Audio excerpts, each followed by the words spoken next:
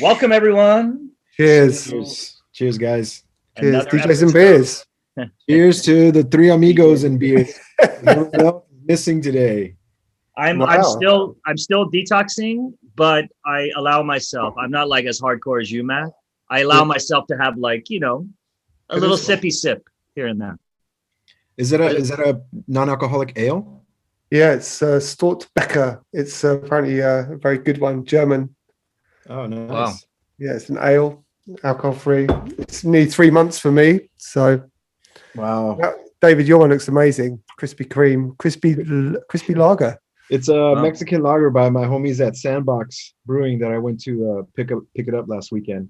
Wow, that's great. Yeah, it's really good. How did they the Krispy Kreme?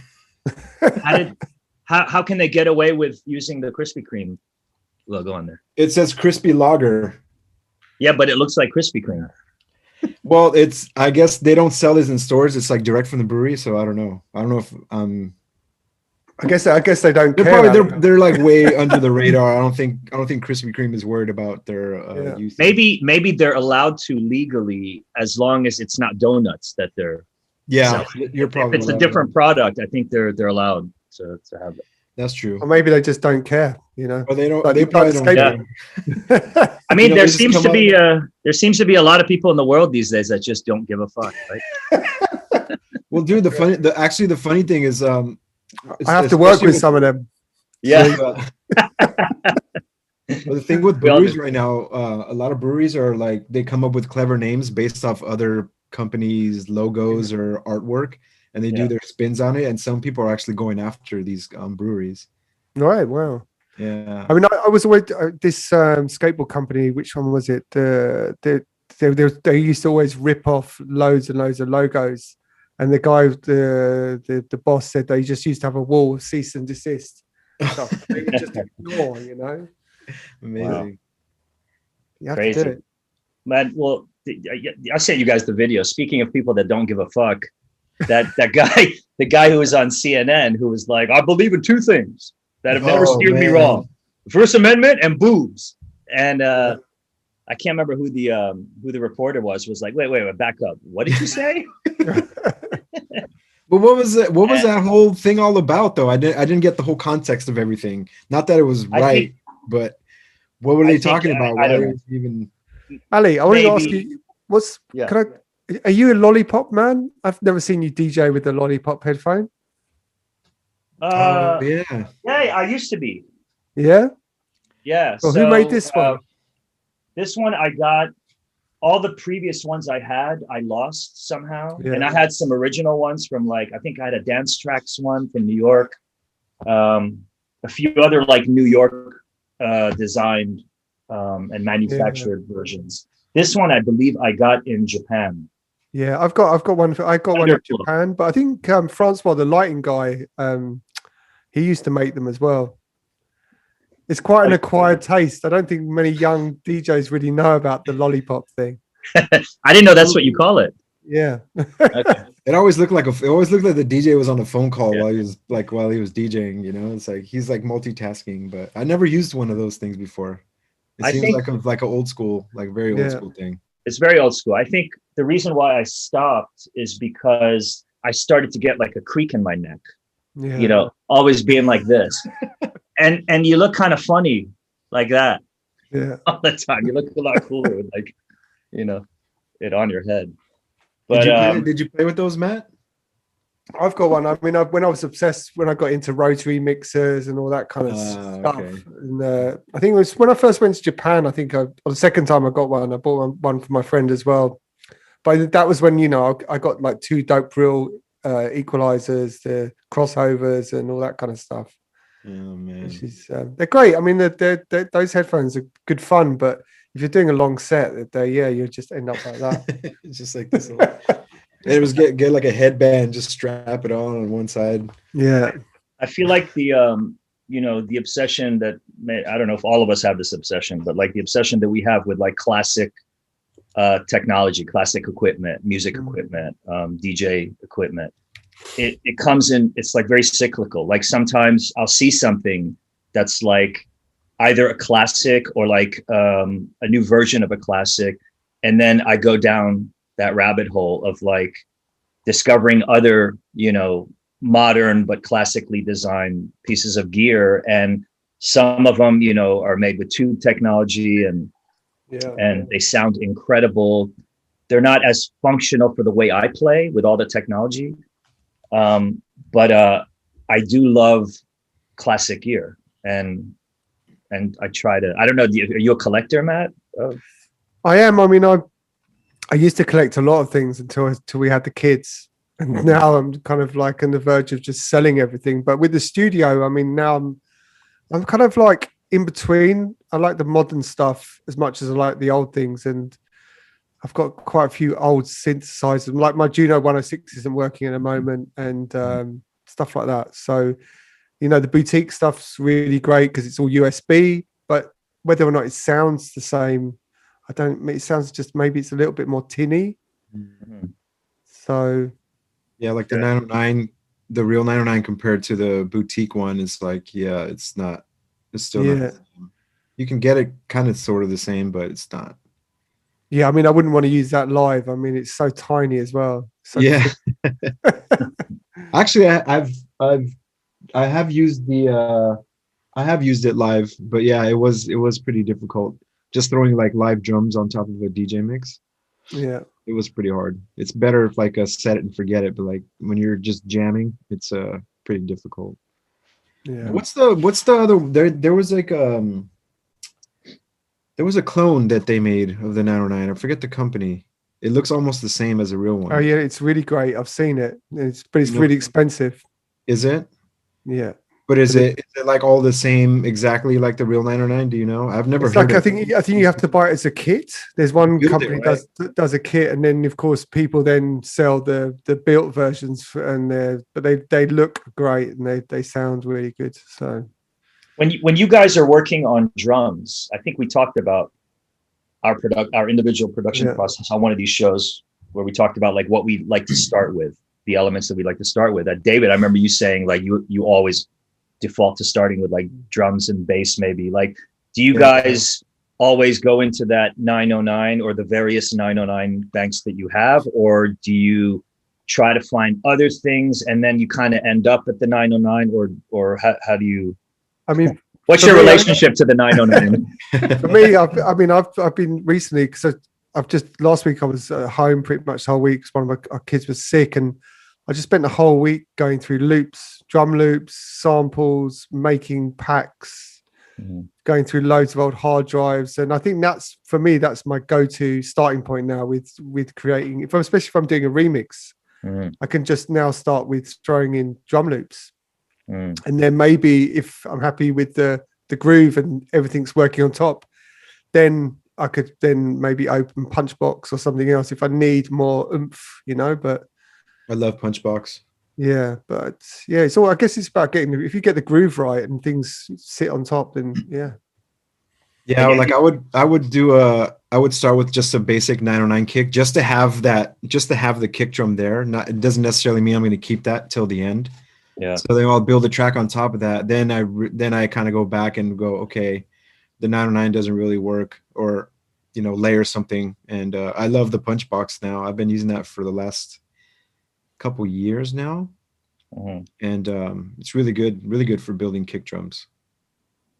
Wow. And Matt, since you moved your studio, like when you set everything up and fired it up, were you like vibing with the new space and like the layout right away, or did you have to like move things around quite a bit until you felt like everything was a bit feng shui, you know? Yeah, I mean, actually, that's a good question, because I did so much work the first, like in January, and we've had so many problems mixing because we got new monitors, we got these Adam audio. I'm used to using Dyne audio, and also the shape of the room. The room's treated, but these little things, these things with mixing, like I think, you don't realize until you then mute your tracks out in other situations. Because I've taken the studio away from my home. The only place I was listening to music was in the studio. So I didn't have another reference point. Like before, like when I was living in the UK, I used to get in my car. Yeah. I have to do the car test. That's my always been the reference point, Yeah. Or the club. So I missed that. And actually, I think I mentioned like 2 weeks ago when I did the Watergate stream, that was the first time I heard music loud in a club, even though it was empty for like a year. What did that feel like? It was strange. I mean, it was like a sound check to an event that never happened. Yeah. People walking around, milling about, and you're sort of like playing stuff. But it was really cool to actually hear tracks. And I guess this is one of the things that kind of, speaking to friends or colleagues this week, I think everyone's feeling a little bit more sadder just because we're now in year 2 and we haven't had that chance to listen to music in that kind of environment, Did it feel louder than it would before? Everything sounded completely, everything sounded different. The worst part of that is when like you're finished recording your stream, you play the last song, and then it's like you stop and it's dead quiet.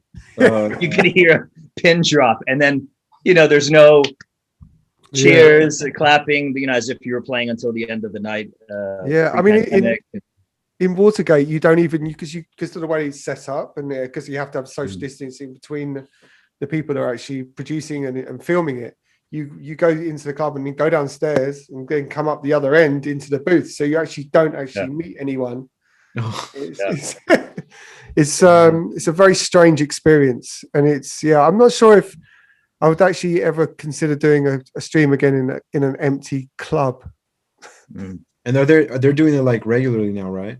Yeah, I mean everyone's trying. I mean, there's so many streams. Everyone's trying to do their own thing, and of course, it supports the local scenes. But I mean, it's no really. I think the only one that really works for me is the Hearth sort of shows, because you're in this very confined space. How do you pronounce that? Hearth. Yeah. So it's not more, right? Yeah, I would say more. But it's such a small space, and you're in this little booth, so it doesn't feel like you're in a club, or at home. You're in this little thing, in this box. So, but I love Watergate. Outside. Aren't there like people outside hanging out, or they don't do that? They were doing that last summer, and I guess that's why people are super spreading around Berlin. Okay. Wow. I've never been to that place before. It's actually right next to where our guest and I had a pizza. No, maybe it's a good segue to bring Mr. John McLean in. Is it John or Juan? The Juan McLean. Is it the Juan? Hey man. Hey. There he is. Sorry, I was just reading about Punchbox. D16. What is nice to have you on the show. Yeah, thanks for having Finally, me. yeah. What are you drinking? This Brooklyn brewery, Threes Brewing, it's called. Oh, Threes. All right, nice. Their IPA. Yeah, nice. Which I'll say, like I'm not a big drinker at all. Like so for me at 4:00 in the afternoon, drinking that's it for my day. Oh, okay. Well, it's 1 p.m. here, so if that makes you feel. Yeah, there you go. But don't you just feel kind of tired after? You don't want to do anything, and then all the time, especially after the shows, man, because I'll have 2 or 3, and just after I want to take a nap. And it's only 2 or 3 p.m. Yeah, but at least now it's a little bit later, so I won't feel as bad. I've also gone many years without drinking at all. So Okay, wow. Okay. long time. What's the longest you've done? But it's surprised me. Long time. I was over a decade. Okay, wow. Wow. Yeah. Yeah, and it's weird. Like I actually I like it. Like I love good beer, and like natural wine, but to me it's like the most uninteresting drug. But I will say, Ali, that reminds me. I never told you that time that we played at Knockdown Center. Yeah. Which was not. I mean, how long before the pandemic was that? Maybe that was June 2019. Okay. So, and then we went out for that amazing sushi at that. Yeah, like, just before. Yeah, with Dave. Yeah. Uh-huh. And this is like I had never had sake before. Oh, You're wow. kidding me. In my life. No way. So then you're plying me with all this sake. And I was like, I was drunk by the time we got there. Yeah, and we had a bit of, there was a lot of, we had dinner quite early so that yes, yeah, Dave P and you and we could all kind of sit together. And then there's always that awkward period of time where like you're drunk.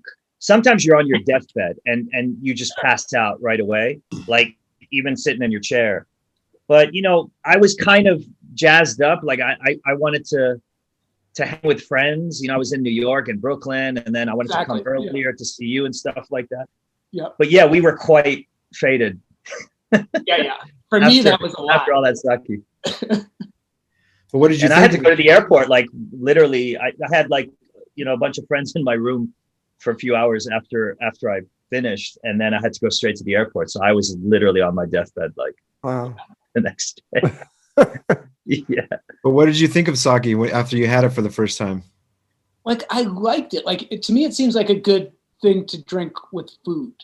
Mm-hmm. Yeah. Surprisingly, with Japanese food. Yeah. With sushi, it's amazing. It's great with pizza too. Yeah. Pizza. Pizza, like either red wine or beer. I prefer beer with pizza. I've been making a lot of pizza for the last 6 months at home, and I've tried everything. As much as I'm a big believer in sake pairings with all kinds of food, I think for me beer goes best. The problem with beer and pizza though is it's like having beer and Mexican food. Yeah, exactly. You start filling up much quicker than if you were drinking water or something. Did you ever? Not a good pre-gig dinner. I might have told this trick that apparently what helps with feeling full and bloated with beer is generally when you pour a beer out of the glass, you want to pour it with the foam, and that helps it not foam up in your stomach, which makes you feel bloated and full of gas. Interesting. Yeah.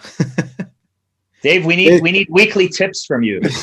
Well, they did this test. There's a test, the video where the guy pours a beer with no head, and then he gets this piece of paper and he like dunks it in there, and then it shows how it foams up, and then he pours one with head and he dumps it and he goes, nothing happens. It's like, so when you put the paper and it foams up, that's happening in your stomach, and that's what makes you feel all bloated and full after drinking beer. Yeah. Interesting. So try that next time you have pizza and beer. Maybe it'll help. I don't know. I mean, it's also pizza and beer. It's like both are very heavy. Yeah. Well, I guess we should mention that Mo and Chris can't be on the show today. They apologize, but they have some personal family things to tend to, and that's kind of how it goes with DJs and beers. Certain people drop out at the last minute because we all got things that we're juggling. We all got things going on. Yeah, life is still happening, even though life is still happening. Yeah, even though we're not gigging really. So Matt, go ahead, John. Sorry. Is it John or Juan? Sorry. I know that's the thing. It depends. What do you like to be called? That's a trick question too. Oh, I was gonna say Juan because I'm Mexican. Yeah, so. that's why, because it sounds so good coming out of your mouth. Juan. But I was going to say that, you and I met, I think, when maybe like 3 years ago, you were playing downstairs at Berghain, and I had just finished upstairs at Panorama Bar. And then I came downstairs, and I was with Kevin McHugh. Oh, okay. I know Kevin. And I don't know if you were playing at the time. That's the thing. It's all, for some weird reason, a little foggy. Yeah. Some weird Berghain, foggy, not so weird.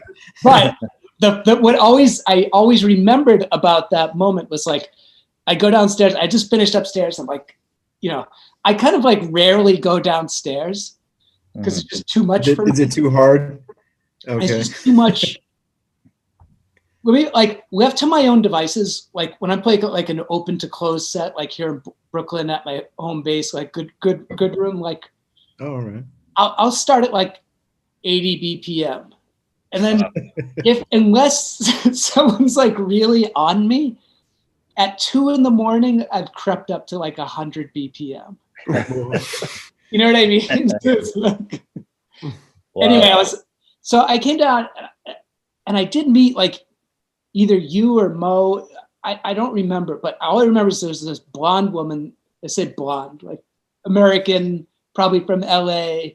And I got introduced to her, and then she's like, immediately for some reason starts going like, I think I said, oh, I was just upstairs, and she said, oh, I just tried to go up there, and I walk in, and the first thing I hear is, the guy DJing is playing something with vocals, and I'm like, why do they play this music with vocals? I hate it so much. It's so stupid. Like blah blah blah. Oh like, my god. Going on and on about like how she couldn't stand walking into that room because like you might hear something with vocals or whatever, and it was like, and I was so interested. Like I was not even like remotely offended. There's nothing to be offended about. It's like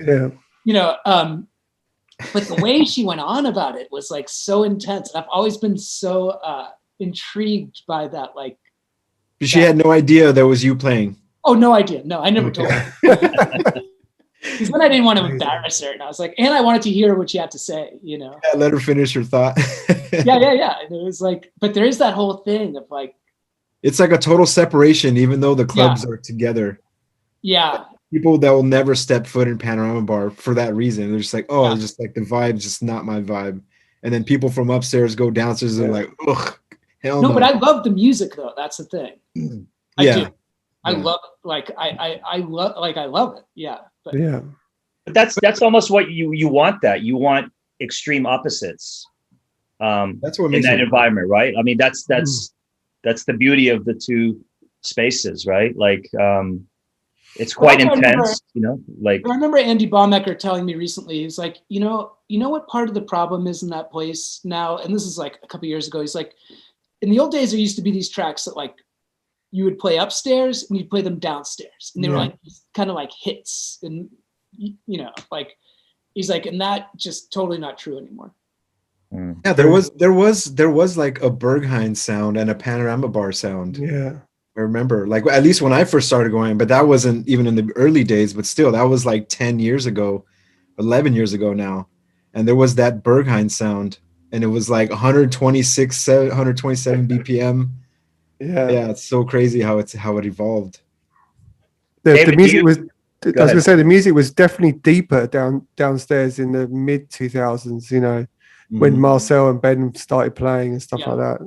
But then also in, Panorama Bar, there was, with the whole vocal thing, I remember, there was a lot of it was just instrumental, sort of like minimal sort of house tracks in the mid 2000s as well, and sort of disco and all this stuff wasn't so popular in Berlin. There were a few people doing it, but it wasn't that popular.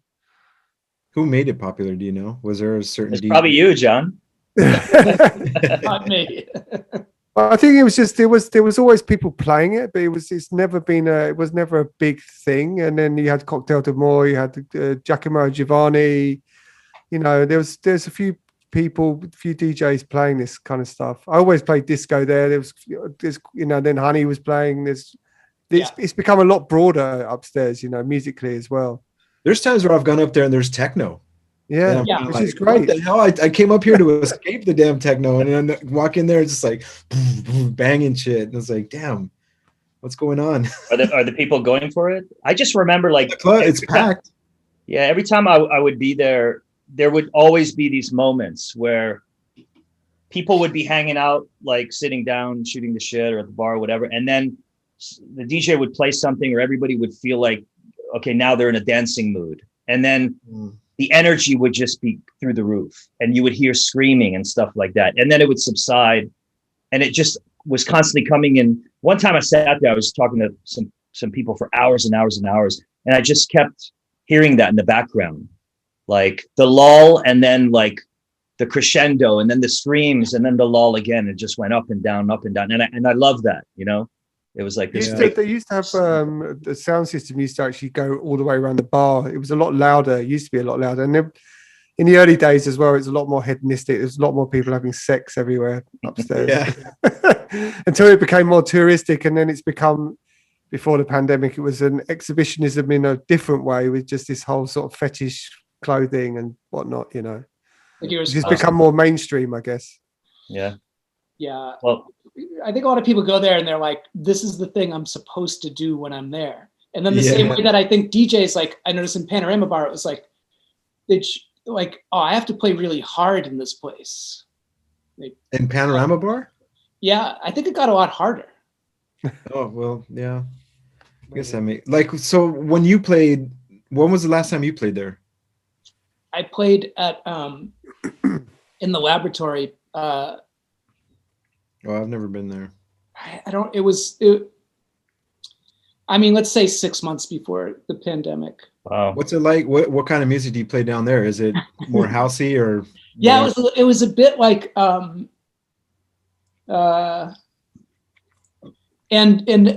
I asked, because I actually was playing with Andy Baumecker. You know, I've known him for years, and I was like, so I'm not afraid to be like, because that place, I still get so scared playing there every time. And like, if it's a new situation, like if it's, 4 o'clock on Sunday afternoon in Panorama Bar, it's no question, but playing down there, and I think he just said, Emperor Machine.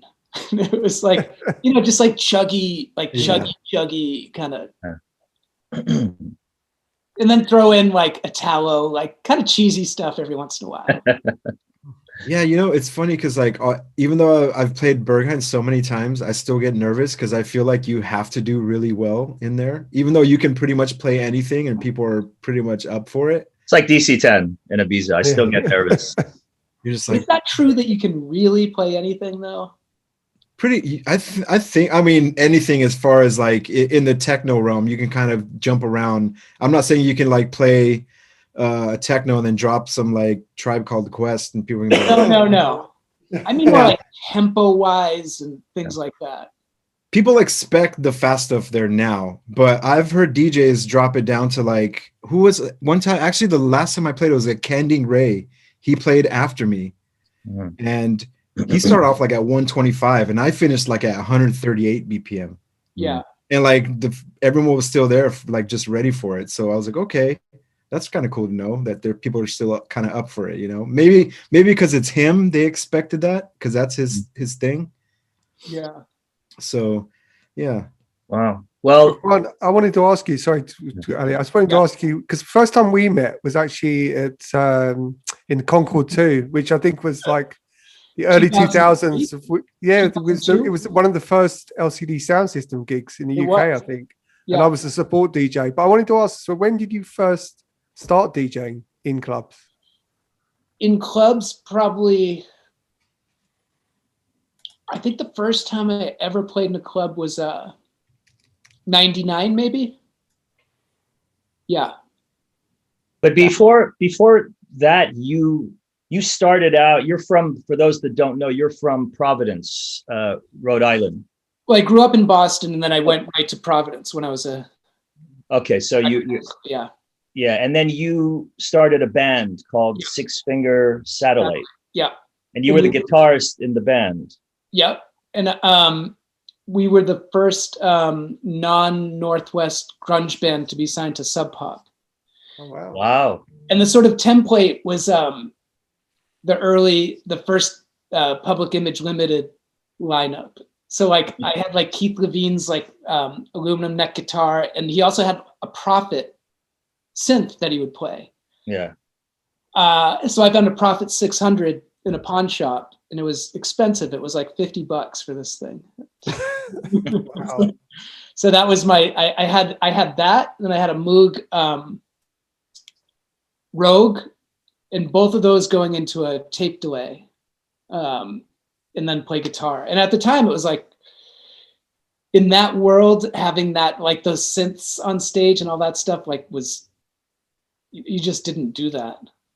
Was that how the term post-hardcore was coined for punk bands that weren't afraid to use synths?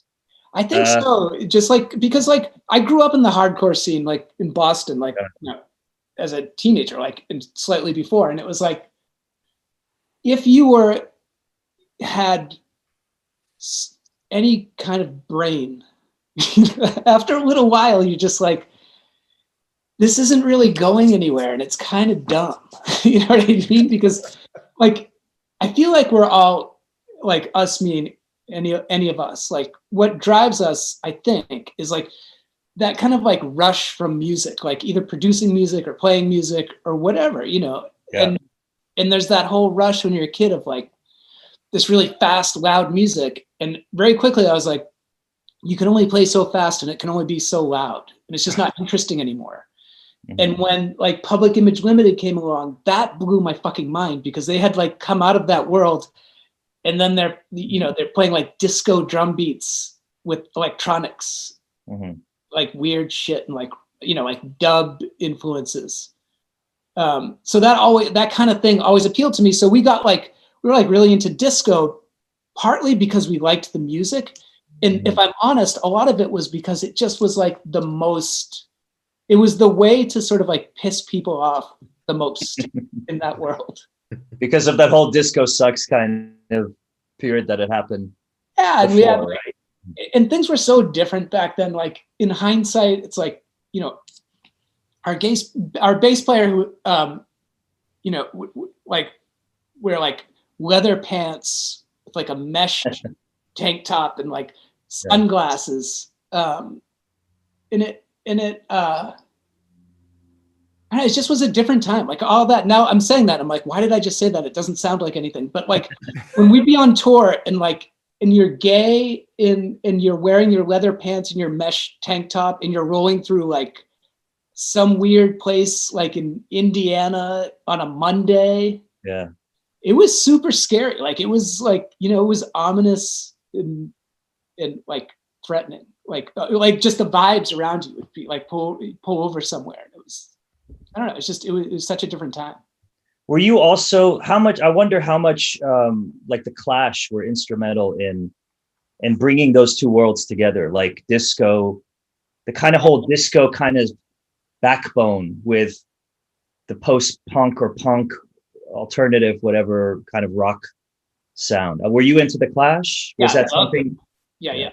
And like Sandinista, that album that had all this like really dubby stuff on it. Yeah, I mean, it was eye-opening for me. And as a kid, like I didn't even know what any of this meant. I just knew that I thought it was, I liked it. Wow. And so were you signed to Sub Pop from the get-go, from that first album, which came out in what? It was like, well, our first EP was 1990, but it was such a fucking like improbable career trajectory my whole life, actually, which is like form this band. And I was like, I guess I'll learn how to play guitar, you know, after making the band, go to South by Southwest, which in the early days really was just this like college radio thing. Yeah. And then the two guys from Sub Pop, John Poneman and Bruce Pavitt, were there and saw us play, gave them a demo tape. And then they were like, hey, do you want to sign to our label? That was it. Wow. And how many members? What's that? How many members were in the group? 4. One now down. For people, sorry about that. For people that don't know what it's like to be in a band dynamic with different personalities, you know, sometimes or maybe often clashing personalities. What is that like? I mean, people in the DJ community, you know, maybe they're used to being in a duo situation, but not necessarily like in a band situation. Yeah. So I never want to do it again, ever.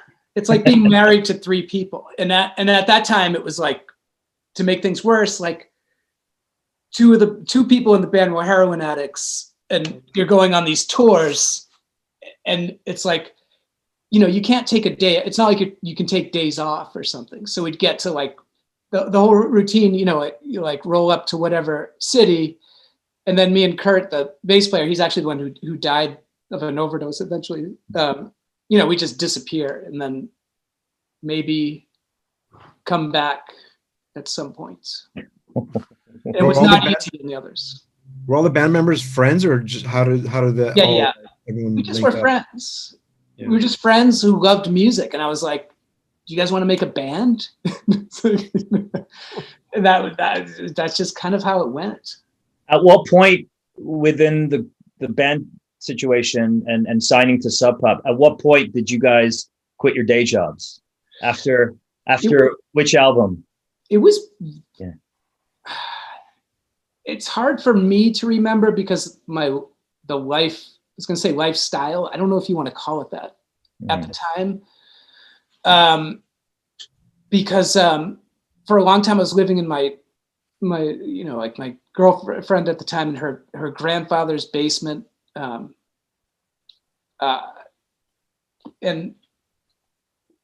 I had like construction jobs and stuff like that. I remember not having to do that like pretty early on because we got advances to make records. So like the first advance, maybe the second one, was pretty sizable because Nirvana had was on Sub Pop and then went to a major label, and Sub Pop got like millions of dollars. So and I was always into recording. Like it was a really early thing for me having a 4-track. I got like as a teenager, I had like a 4-track and like a synth and a little drum machine. So it's like I why don't I just build a studio? I was just like, why wouldn't I do that? And then Steve Albini, if you know who that is. Yeah, Big Black. Yeah. Yeah, and it's so funny now in hindsight. Like he helped me like set up my whole first studio, but he'd write me these long letters that were all typed out. He'd be like, here's like microphones, here's like outboard stuff you'll need, and we'd write letters back and forth all the time. Wow. I mean, we were friends, Yeah. Wow. Was Steve based in Boston as well, or no? No, he's in Chicago. Chicago. Oh, that's right. Yeah. Yeah. So would you say that the success of Nirvana on the label raised the advanced baseline for all the artists that were now being signed to Sub Pop? So everyone kind of has Nirvana to thank for the advances or the increase in advance amounts that they got, right? Yeah, and John Poneman and Bruce Pavitt, the owners, more so Jonathan, was like just this guy with like a fucking heart of gold who would be like, I love this band, just take all this money, just do your thing. Yeah. Like we would do the craziest shit, and they just let us do it. Like we made an all electronic EP at one point, having no idea that's what we were gonna do. It's just like, I love it, it's great, Maybe that's why they had the success that they did, because that was their A&R philosophy, right? Yeah, I mean, all the stuff now that I'm saying it, like, it really is of such a different era. And how many records did you do for them? Why are you asking me? Either 4 or 5 LPs. I don't know. Oh wow! I can't remember. Wow. Have you distanced? Go ahead, Matt. I was just going to ask. So, did you tour internationally as well with the band? Yeah. Like we played. I wish I could remember these places that we played, like in Bristol and in Brighton. What was it like touring with bands? Like, I mean, that's something I would never know. Like with the pre-internet. I'm sure there's a whole like crew behind it. John, like how do and this you can also answer with what David asked. How do some bands make it?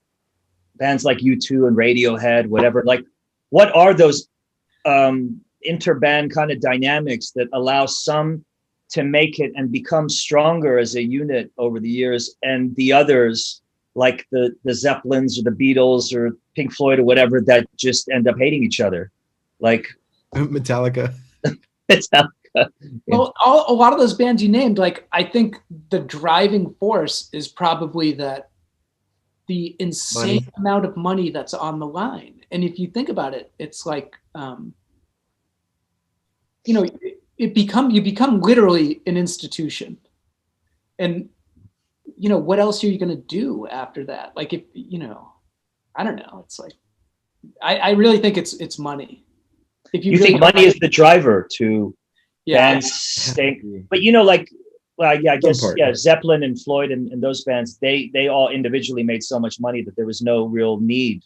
If they didn't like each other, there was no reason to get back together and continue to give the public what they wanted, right?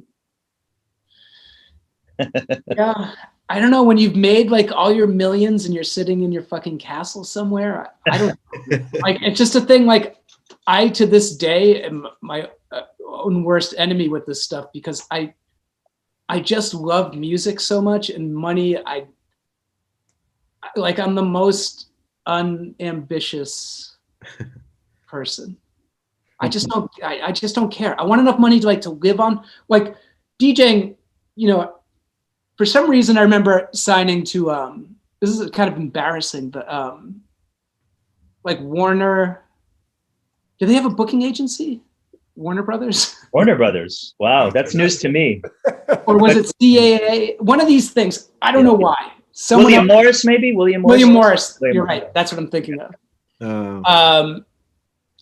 And then having a meeting with them.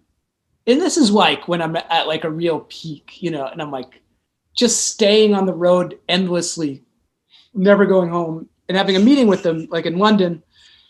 You know, like, what do you want to do? Blah, blah, blah. And I'm like, well, they were like, here's the deal. Like, these places you're playing now, we get you to this size club, you know, you'll make this much money. And then when you're doing that, the next thing will be within reach and you'll make this much money. That's where we want to get you.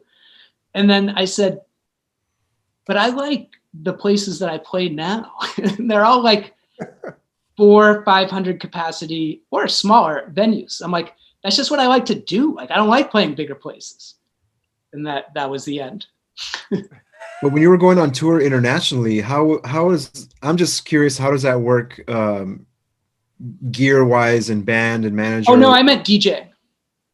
Oh, but I'm sorry. I meant to just go back to when we were talking about. Yeah. And that sucked because I had like my guitar setup that was so crucial to like my thing that I did. And then I remember going to like England, and instead of this high watt amp, I had to have like this cheesy Marshall amp, and like, so it's kind of like, I don't know what you don't take your gear with you, all the gear with you. Okay. Internationally, no. Okay. But like going around the United States, you're in this like roving unit, which is kind of awesome. I always thought it was awesome. Like, was it like a bus? No, we were always in a van that we'd sleep in.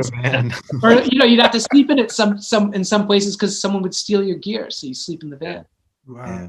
Which is always weird. The dude sleeping in the van at night because you're in an area that's bad enough you think someone's gonna steal it. Like, you don't go to sleep. Yeah. Oh, man. So were you kind of handling the production duties? I'm trying to draw a line from that project, Six Finger Satellite, and what you were doing with the band thing, to the DJing thing later. You had a studio, I read, called the Parlor. Yeah. This was your studio? Yeah. That's what we built with our first Sub Pop Advance. Okay. And first of all, what did the name mean? And second of all, do you feel like because you gave your studio a name, that somehow influenced the recording process in some way? Like, you know, I talked to somebody the other day, another DJ friend of mine who's also baking bread, and he gave his sourdough starter a name. Yeah. Bob is the name of his sourdough starter. And I never thought for a second to like name my starter, which is in the corner over there. But did you feel like that's something you needed to do? Like, or was it like a hangout place and you needed a name? I think that's why we called it the Parlor, which was like a funny, like, I don't know if they have that anywhere else, but like growing up like in Boston, it would be like, you had like it was a room in the apartment, the Parlor. Why don't you have that accent? Why don't you have the Boston? Why don't you have that Boston? It's an interesting thing with people my age. I didn't know that I didn't know this until later, that was actually a phenomenon that people, when I went to college, I got there and people were laughing at me by the way I talk. And I'm like, I talk like I'm fucking retarded. You know what I mean? You can do it. And Okay. and it was like a whatever accent I had, it was a very conscious thing of like, I can't talk this way anymore because no one's going to take me seriously. And then I learned that I heard a thing on NPR once that was about this whole generation of people that did that, especially because people like me, like I was the first one in my family to go to college. So it was like this wave of like these first, like, especially like Irish, you know, like South Boston people, whatever. You go to college and you want to be smart. I think retarded is the one word that everybody likes to say in a bit. Yeah, and it's not, I know it's like, I say retarded. that. That's retarded. I say that with a knowing that you can't say that. Saying that word, but that it was like every other word when you're growing up there, and you know. So you consciously changed your accent because you didn't want to. Wow. Yeah, I mean, you know, my mother can't pronounce R's really, you know. She's like, but there's some things I can't say, like you keep your clothes in a drawer. The drawer. I haven't heard that one before. Like I remember looking up on Google maybe a couple years ago because I was curious. I'm like, how did accents happen from from east to west? Like if you notice, the further west you go, there's less of an accent, maybe because I'm from here, but it's from all the mixtures of languages from back in the day. You got like the Germans, the Polish, English, Irish, and then eventually they all get melded together into this crazy English versus like in the South, how there's a certain sound and the Midwest has a certain sound because depending on the people who settled there and in the very early days of the United States, which is kind of crazy. You do have an accent. Yeah, I know. That's what I'm saying. I don't think I do. I don't think you have. You don't think you do, or you do think you do? I don't think I do. Oh yeah, you have a strong accent. Yeah. But how? Like, is it a West Coast thing? Because that's people have told me this before. Like, yeah, you sound like you're from LA. It's like, damn. That's weird. Totally. It's like 100% LA. That's so weird. David, do you say totally? I say totally. Totally? Yeah. You say awesome? I say rad. I say dude a lot. Yeah. I say awesome. Where did bro come from? That's the most annoying one. Bro. Or bruh. Oh, bruh. I think that was an internet thing. But don't you think yours is like a Mexican influence? People say that too, but I can't. I don't know. I don't hear it. Yeah. Orale. Hey, vato. Juan. Exactly. And then Matt has like are you from the north? I'm from the south. I'm from South London. Ah. Yeah. But you have Alec doesn't really have an accent. I don't think. Sorry? Me? Yeah. I think I have a weird accent. Like when I listen back to my voice, no. There's nothing. You have like a radio announcer, perfect. Take that as a compliment. But Matt's I can never really place. Like I'm not good at that. He's got the geezer accent. Yeah. Yeah. I was born in deepest South London, so. Yeah. Geezer. But I mean, in the UK, the accents change literally within miles. You know, it's crazy. Yeah. So, John, like, okay, the band, you released how many albums? 5, 4? I don't know right now, but 4 or 5. 4 or 5. Okay. go on Discogs. And you're continuing in the band, and all the albums were for Sub Pop? Yeah, everything. And so musically, how are you evolving within the band? Are you listening to, I know at a certain point, James Murphy, that's how you met James Murphy. Well, maybe you want to talk about how you met James Murphy. He started as someone you guys brought in to do your live tour PA at a certain point, right? Yeah, James was at NYU, and a friend of mine was at NYU and had just gone to NYU, and I was visiting him there, and this is like the late 80s, I guess, late 80s. And my friend was like, oh, you have to meet this guy, James, who lives upstairs. He has a 4-track, because I had a 4-track. It was like, you guys should, back then it was pretty wild to be doing that stuff. So that's when I met him. It was like late 80s. And then we were friends. And then pretty early on in Six Finger Satellite, he just became our live sound engineer. So he's basically like a 5th member of the band. So we'd just be always on tour together. And James and I were always the ones, like in bands, I feel like there's always camps, and James, James and I were always allied and then musically, like we were, because from the beginning, like when I was in high school, like I loved Kraftwerk, but I didn't know, it took me until like, I don't know, mid 90s maybe, that when I read something like, oh, these guys in Detroit were really influenced by Kraftwerk doing this stuff. And that's when I bought like No UFOs was my first Techno 12-inch, if you want, and that's when I was like, what is this? Like, how is this made? And all this stuff. And James, we just got super into, like, I have to say, like, really taken in by what was called IDM, then like super taken in by that stuff. And were you? Yeah. Go ahead. No, I was just gonna say, like, it went a little far after a while of like drum programming that seemed so insane, and like it seemed like it got like really academic to me. But the really good stuff was, at the time, it totally blew me away.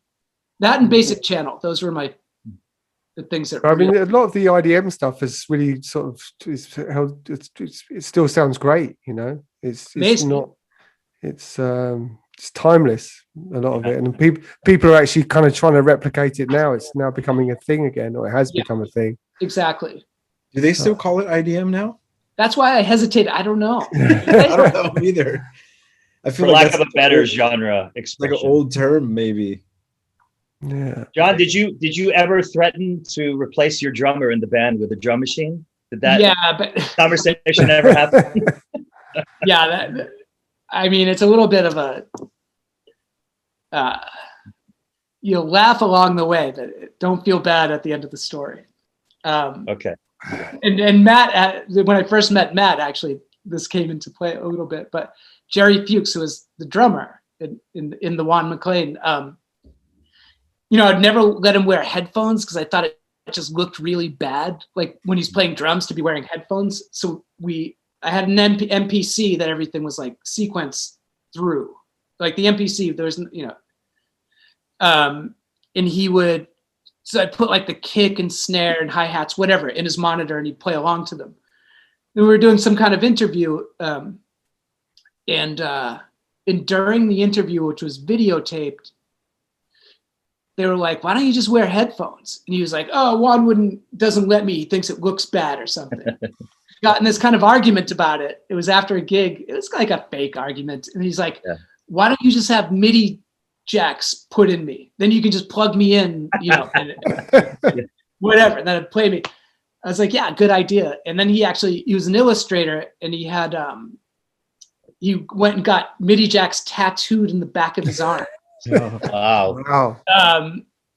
And I have it, like, that's what I have on my hand right there. Wow. Because then he in 2009 we were like home for a few days between tours, and he fell down an elevator shaft and died. And so got me and James and a few other people went and got these tattoos that he had. So wow. I'm sorry. But yeah. And so were you an only child, or do you have brothers and sisters? I'm what they call the Irish prince. 3 oldest male, 3 younger sisters. Oh, wow. Much to their still, like, resentment.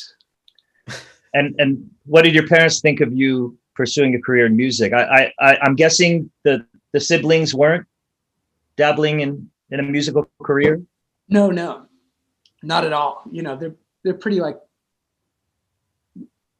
no. But it's weird. Like my parents are like, these really like I mean, how do you say that? Like, my mother grew up in Dorchester, if you know what that is, in Boston. Like a pretty rough, like working class Irish Catholic area.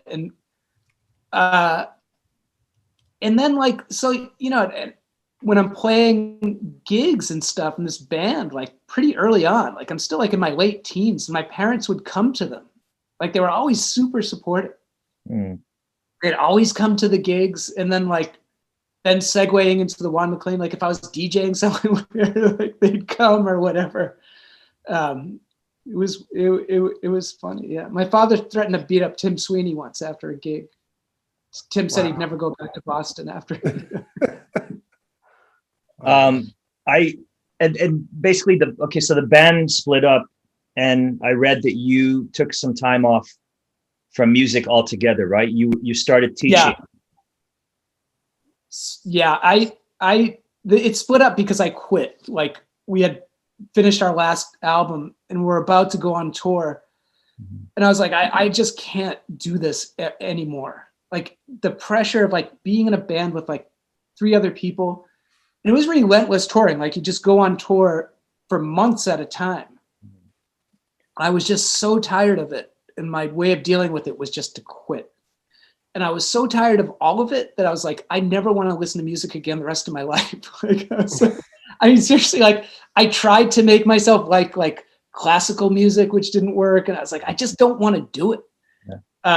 And I had I went back to school and got my degree in English and got a job because of legal things I couldn't teach in this regular school, but I taught in a treatment facility for adolescents at the school there, which mostly was like breaking up a lot of fights and that kind of thing. But I set up, and this is like late 90s. And we got a grant from McDonald's to buy a bunch of computers. And I set them up with Rebirth when that came out. Remember that? Yeah. You ever have that? It had like the 909, the 808, the 303. I fucking loved that thing. Yeah. And I set up like this electronic music program for the kids, and they loved it. You know, but it was like honestly the most depressing time of my entire life. Like I was suicidally depressed.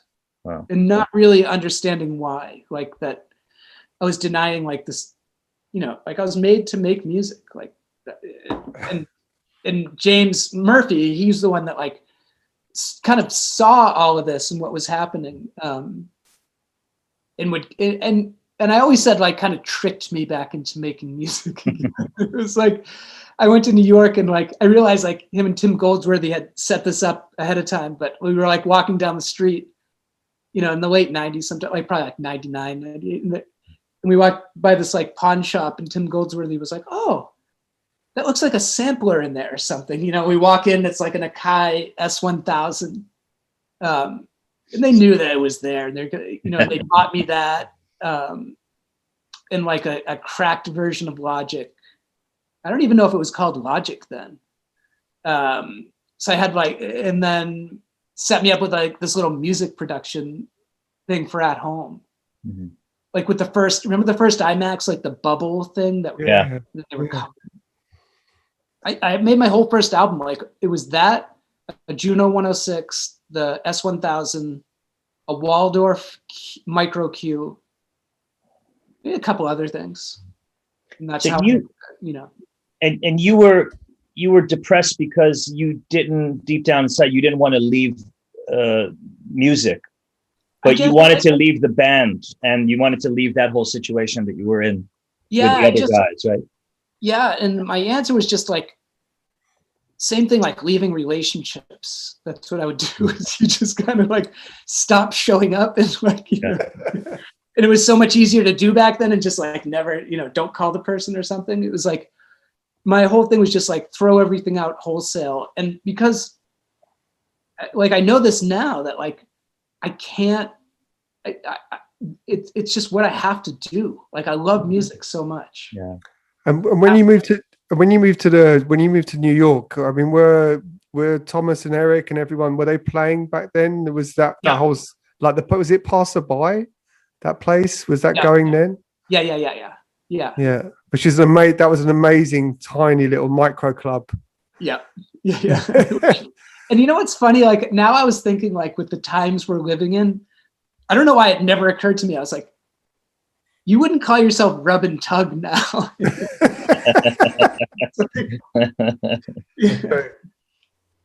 But did you get, when you went to New York then, were you fully back into nightlife and like soaking it all up and back?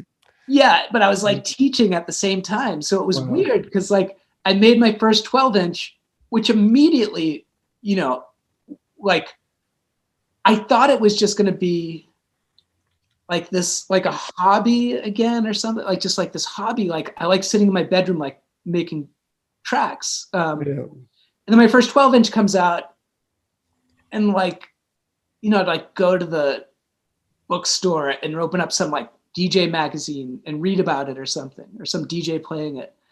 And then I'd like go back to fucking work, like teaching. Like, so were you teaching in Boston or you were teaching in New York this time? North of Boston. Okay. Because I wanted to, I moved out of the city. Like I just wanted to, I lived like kind of out in the country and like had a wood stove and I was really into like chopping wood and like, you know, all this stuff. I was like, I never wanted. You were like pre-hipster. Yes, but it was really this thing of like, I just don't want to be a part of any of that stuff anymore. I'm so tired of it. Like, but at the same time, I mean, you must have been aware. I mean, this is the time when it, like New York was the melting pot of new talent, like the Strokes, and like in every way, like dance music, electronic, you know, everything, like indie music. It was all kind of, there was so much bubbling or coming through, wasn't there? Well, in the late 90s, not so much. Yeah. But the early 2000s, and also there was a lot of stuff I really was not into. There was like Morgan Geist, the Metro area stuff. I was like, we were, you know, he was the best, you know. He was on Astro, and he was actually making the IDM stuff in the mid 90s as well. Yeah. For Clear and stuff. But then, like when Electro Clash came along, like we were like, man, we have to be careful not to ever be associated with any of that stuff. That's like that stuff kind of like turned into what EDM is now, right? Basically. I don't know. No, Electro Clash? No. I feel like that was. Well, Tommy Sunshine was. He went with that. He went with the flow. Yeah. Yeah, there were definitely people. Justice would be considered Electro Clash, right? Or no? Am I wrong? Yeah, I guess. French touch, or no, not French touch. They came out of that scene, but not. Yeah. Right, like Justice were one of those. They were like Sebastian, Justice, all these groups. Like, what do you? It's not new disco, really, and it's. I thought it was Electro Clash. I don't know. Who cares? It's music. But I'm just saying. Like, my point was just like I felt like that sound is what evolved into like what EDM later became. Maybe I'm wrong. I don't know. I think you're right. Like Tommy Sunshine, you're right. Was like a, you know, just lapped it up, I guess. Yeah. Because when I met him in New York, he was working with Mark Verbos, who's actually now living in Berlin, making modular synths, which is pretty crazy. Yeah. Oh, right. Yeah. He started his company in Berlin. That's right. Yeah. Not started, but he moved it. Yeah. But I mean, I don't know. But going back to that period, I mean, I think Electro Clash, some of it was actually pretty good because it was there was the performance side, which I think, you know, going back to, well, also in regards to DFA and what James was doing, I kind of think he's kind of sadly sort of missing. And I know people were trying pre-pandemic, were trying to bring it back, you know, more band focused or performance led groups, but it was a big thing back then, wasn't it? Yeah, for sure. No, it was huge. I remember when I met James, it was in Tokyo. We had dinner. It was like, I don't know, maybe mid 2000s or something. And it was Satoshi Tomi that was friends with him. Yeah. That was also in Tokyo at the time. And he's like, hey, do you want to have dinner with James Murphy? And I think the Rapture, House of Jealous Lovers record had just come out. And it was massive. And Sharam and I was still in deep dish. Sharam and I were, but we were kind of, you know, having our internal differences as well. we were really experimenting with bringing rock and dance together in a different way, not in the way that James was doing it. But I remember being really impressed by James's personality, and then we sort of stayed in touch. And then I was thinking the other day in researching for this, when we met, it was on that Future Music Festival tour in Australia back in 2012. Oh, really? That's the year it was. 2012. And I wrote down, listen to this lineup. This is insane. And, you know, the Future Music Festival, for people that don't know, it happened across, I think, 5 cities. And everybody, the DJs and bands and everybody, were all traveling together. So that was the most interesting thing about it, because you actually got to mingle with people that normally you wouldn't. And like the whole plane was full of the band and their crew and their people. And on this tour that we met, and James and Pat Mahoney from LCD was also there. They were just DJing, I think. Yeah. And you were on the tour as well. Sven Väth, Skrillex, D. Antwood, New Order, the Chemical Brothers, Swedish House Mafia, Fatboy Slim, The Rapture were on this, Jamie Jones, and it goes on and on and on. It was pretty impressive. Yeah. It was horrible for me. Yeah. It's like, I'd go and like play. That's why I'd go over to your stage. Like, it was always me and then like Jamie before me or after me or something, and just playing this like kind of like groovy, like middle of the night house music, like kind of minimalish, and like you just look out and people would just be standing there like looking at us. And then Australia's not easy. In the distance, you know. Yeah. It was kind of it was like you know, it was like fucking ABBA playing while like Metallica is a stage away or something. It was like literally getting drowned out just by volume. Like Skrillex and all those guys, they're like, oh, I don't know what this is. It's like, maybe it's some LA thing, like that EDM scene. Like they're always yelling at people. They're always like on the mic, like swearing at people and yelling at them. And I'm like, I don't get that really. But you always hear them screaming at everybody and like, you know. Telling them to put their hands in the air and jump and stuff like that. Yeah, but yelling at it, like you're in trouble if you don't swear at you and stuff. Wait, what are you doing? Yeah. But I met like dancing, you know. It's like I remember I was such a fanboy on that tour. I met you. I met Aphex Twin for the first time, Richard James, just at the airport. Yeah, shooting the shit. D. Antwood. I met New Order at Baggage Claim. Yeah. You know, I was such a massive Joy Division fan, you know. Yeah. It was a really special time. And I remember like one of the cities where we did most of the talking and hanging out. Yeah. It literally was like we were on one stage, and you guys were connected just on the other side and facing the opposite direction. Exactly. And we kept going, you know, we could have one foot in and one foot out. How was that? How was that with the sound? Well, it wasn't great. Not good for us. Not good for our stage. It was awful. Yeah. Oh, it sucks. Yeah, we had that annoying techno music playing really loud and fast. Yeah, but that was at that time period. That was always like at those festivals. I never said no to them, and honestly, it's because you get paid a lot of money, and I hated it. And like now I don't remember what I was going to say. But oh, I was always like the credibility person. Like you know, like it was like EDM times, and then you're playing. Yeah. Like I played that fucking Hardfest in LA. Yeah. Really?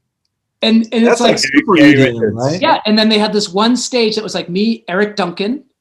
I forget who else, but it was like, it's always like the credibility people or something. And then, I mean, on the one hand, like kids came over and they'd be like, that's cool. Like, what do you call that music you're playing? Like, on the other hand, you're trying to compete. How can you compete with that stuff? You know, you can't. Wow. John, when you were in the band after the shows, were you guys towards the end? of that story, were you DJing like in small? Were you getting asked to DJ? Was DJing becoming this thing that you were interested in? And if not, what were you going to clubs in New York, like all those iconic clubs, and listening to those resident DJs? And what was there a specific DJ that made you realize that this could be like a viable kind of career path? No, it was more like, it wasn't even that I ever thought it was a viable career path. I think it was simply being impressed by like seeing Slam at Central Fly. Do you know that place? Oh man, I used to love Central Fly. Yeah. And I just remember like being in the DJ booth and like those guys had, 3 records playing at the same time. I was gonna say, well, they're still alive, so like lots of stuff going on, and then they're casually just like keeping these 3 records, like like just totally like grooving and and it doesn't, I like that night. I just was I had never seen anyone do that, and I had never been like in a DJ booth before, and I was like, and just on like even a technical level.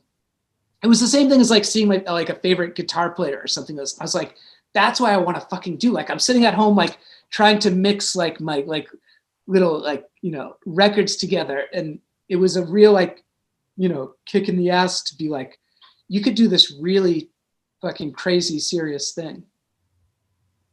I don't know. And yeah.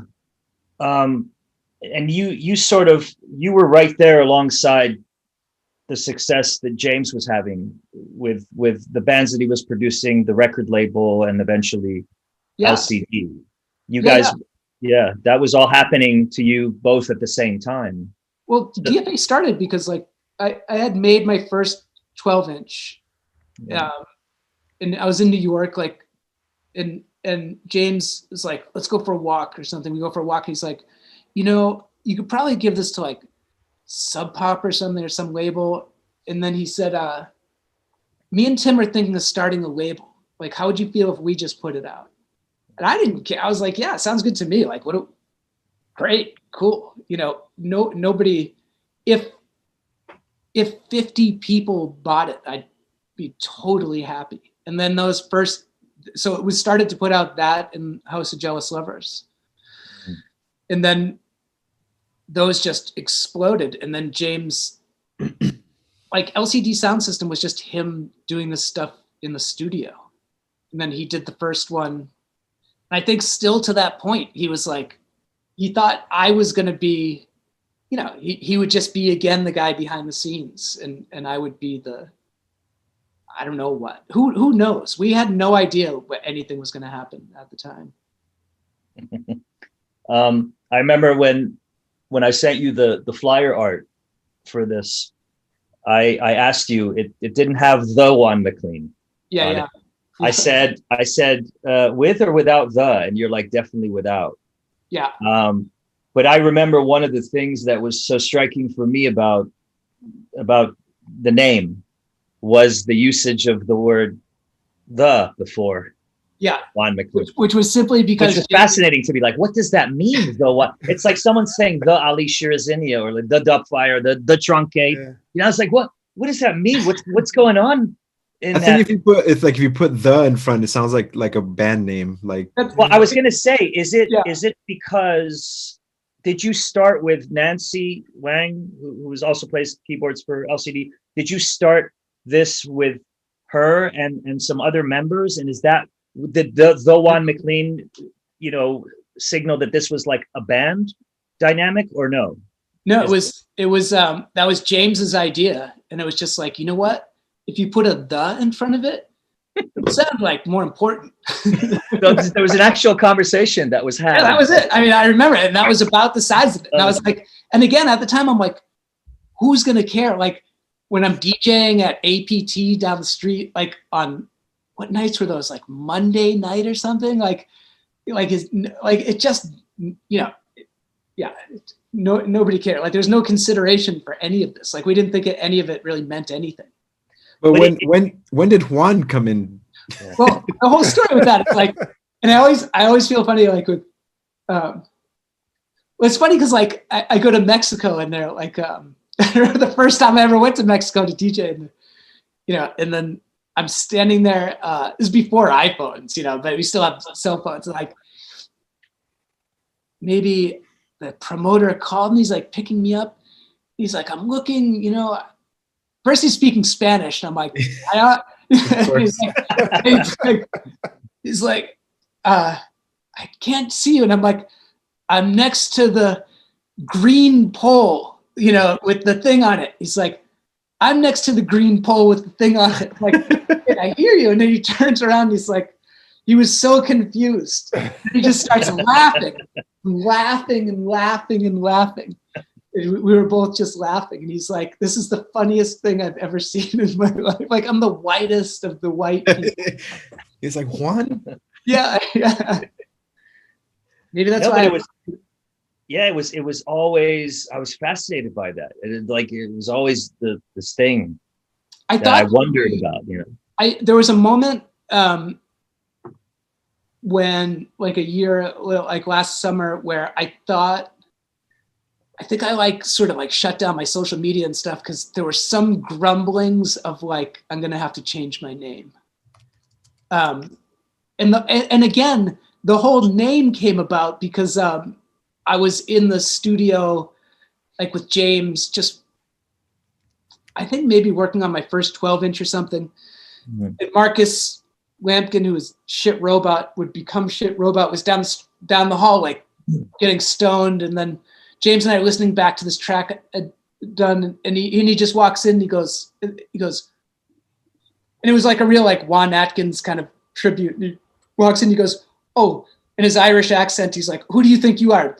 You think you're Juan McLean? And all of us just looked at each other and James said, that'll be your name. And then like 10 minutes later, that's when he was like, you know what? Put a "the" in front of it. It'll just sound more important or something. And then it kind of just like, I never thought anything about it. And then last year, it really like, I had to do all this soul searching because I don't know. It's weird because like then like all my Mexican friends, because I asked people straight up, I was like, I know this would be a hard thing to say to me, but I really want your honest response to this. Like, are you offended or, you know, do you think I should change my name or like, I'm happy to do it or any of these things? And never was it coming from that side. It seemed to be a lot of like European people coming at, there wasn't a lot. There was just like some little bit of grumblings and then it just went away. So I don't know. So you got some flack for it? Just like in that moment, like last summer when it was like, you just get flack for anything. Being a dude. I think it's hilarious. I mean, the name, the like Juan, like, I don't know. Yeah. But it's always like people of like some kind of Latin descent who are like, oh, it's so funny. And it's like, whatever. Well, that like when the beginning, when I asked you, I was like, do you want to be called John or Juan? I thought maybe your background was like you had some Spanish background or something. That's why the Juan is in there. I don't know. My mother worked at, before she retired, worked at a, at a car service in Boston. She was like the only white person there, like with lots of, and she said all the ladies came in when my first record, they came in, they're like, oh, Pat, like, it's so cool you named your son Juan. Like, like, amazing, like, oh, That's great. So like did you start doing everything on your own as the Juan McLean, and then like later Nancy was doing the vocals for all the singing? Again, this is, I feel like all of my music careers have been me. Like, it just seems so unlikely, these things. James and I were in the studio working on my second 12-inch, which is called You Can't Have It Both Ways. And we were like, this is like this arpeggiator kind of Marauder-esque kind of thing. And we were like, it would be cool to have vocals on this. Like, yeah, it'd be like cool if it was and then James and I both did vocal stuff and it didn't really work. It'd be cool to have a girl do some. And James literally said, I remember he literally said, I know a girl Just not a girl that can sing. He just said, I know a girl. And we just called Nancy. Literally called her on the phone. It was like, do you want to sing on a thing? She'd never sang before. And she was like, yeah. And then she came to the studio and that was it. It's a good thing that you didn't have the run-in with that girl at Panorama Bar. Yeah, exactly. Because you know, that could have changed your whole trajectory. And it's this funny thing because down the vocal, you know, kind of. And I built like a whole career on like a lot of it. Like it's funny, like, you know, on like working with Nancy, who really dislikes dance music. You know, she was coming from this like 80s electro kind of thing, which is a kind of dance music, I guess. But like, she hates like being in clubs. She hates like 4 a.m. when it's like, you know, all the stuff that I love. And I guess it kind of worked in that way, you know, because she always did things that didn't make sense. Did you ever go to like raves at all in the early days, in your early days? Or was that way out of your realm? Any Frankie Bones Storm raves? It's like what we call raves. And Matt would have a good perspective on this because like when people use the word rave, like I think of like a field in the middle of nowhere. Yeah. And now people are like, oh no, I went raving last night because they went to a 200 capacity club or something. Yeah. I think raving is partying now. Like I raved so hard last night. Like that's true. Yeah.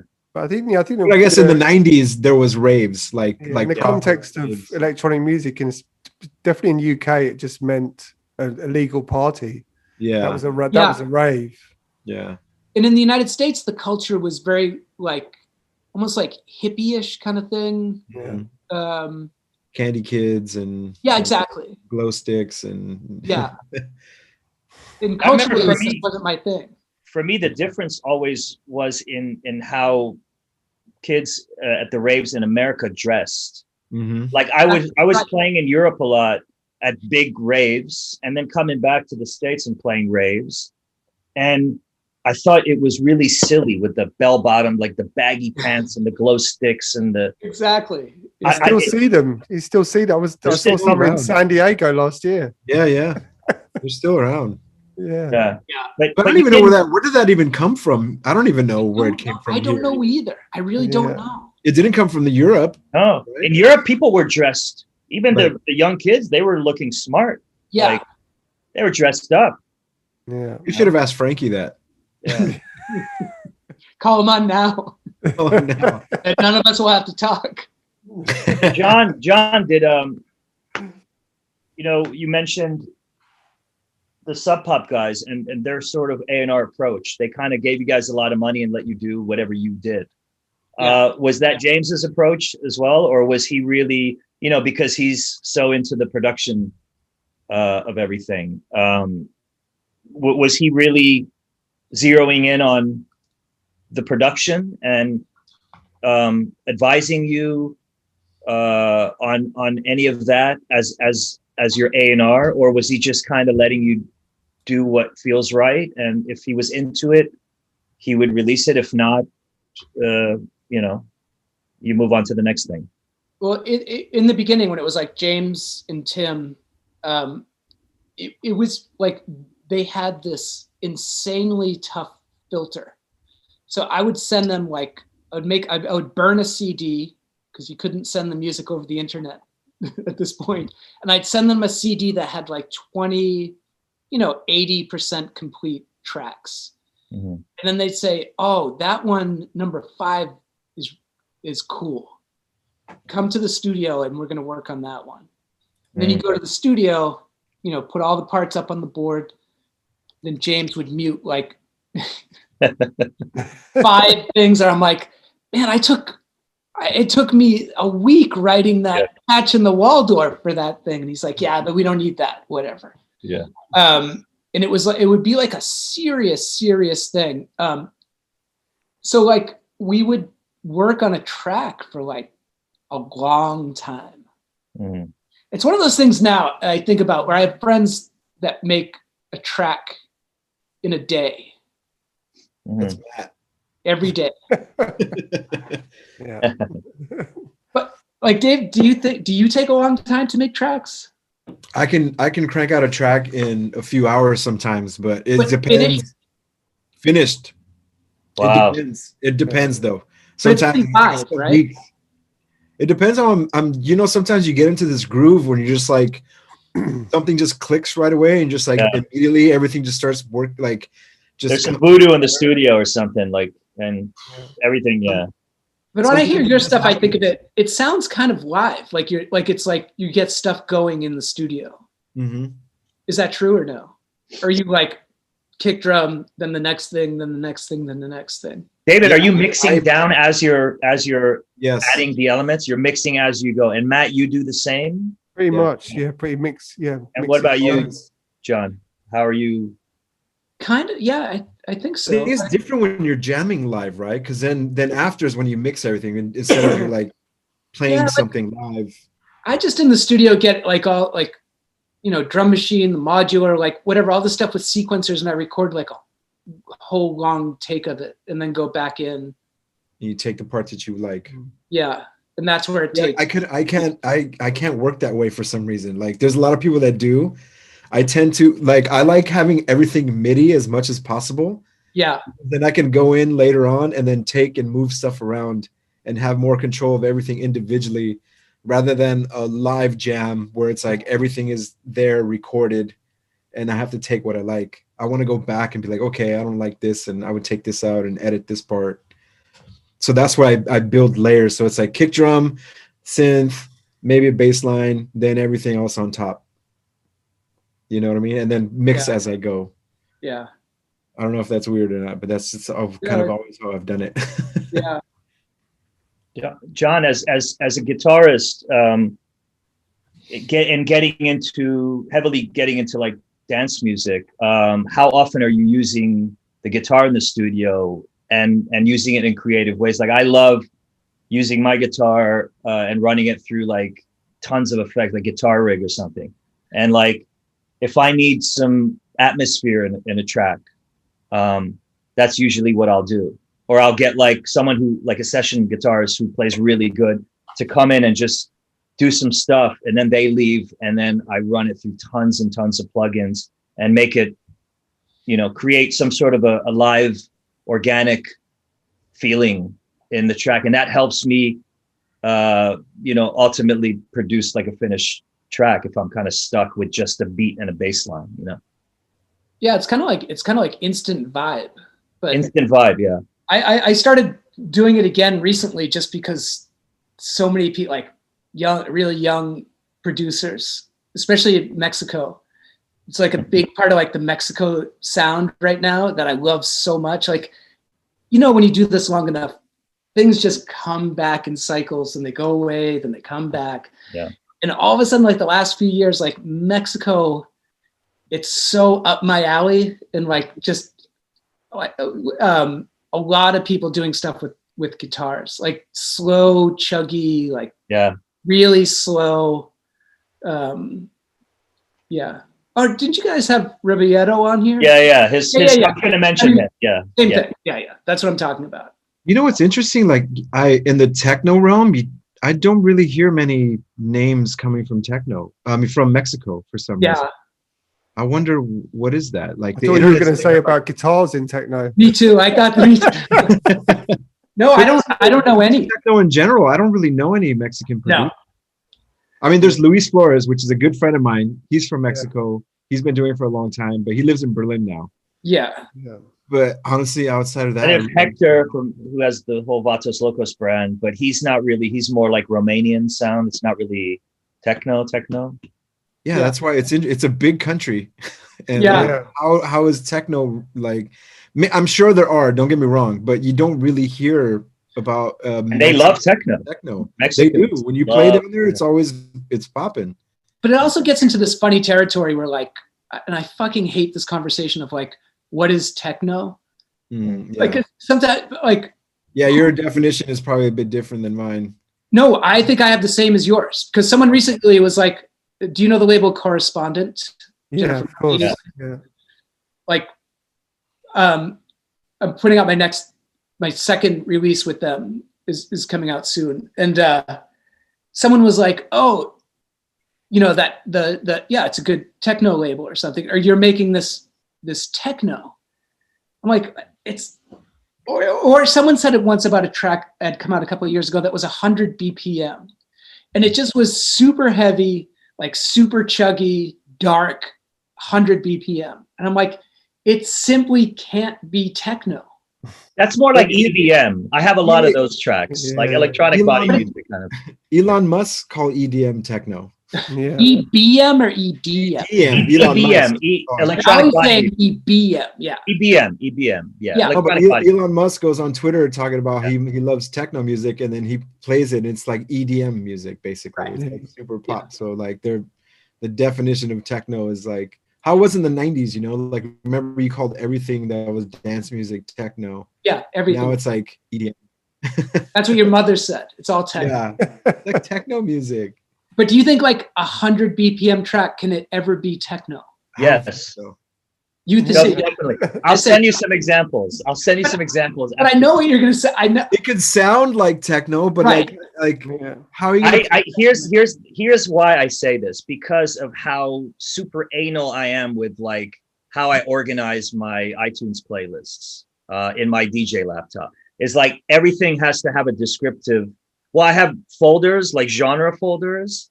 And then, you know, everything has to have like a further description and the ID3 tag. And I have a lot of like, so I'll have a folder called mid-tempo, that like a mid-tempo, like new disco, indie kind of track could go into, but also like a techno EBM track. I mean, I have techno tracks that are like one, like drum and bass style and techno and feel. So I think there are good examples of that. And that's where music for me starts to get really, really interesting and experimental, but in the best possible way. Definitely. But what does Matt make?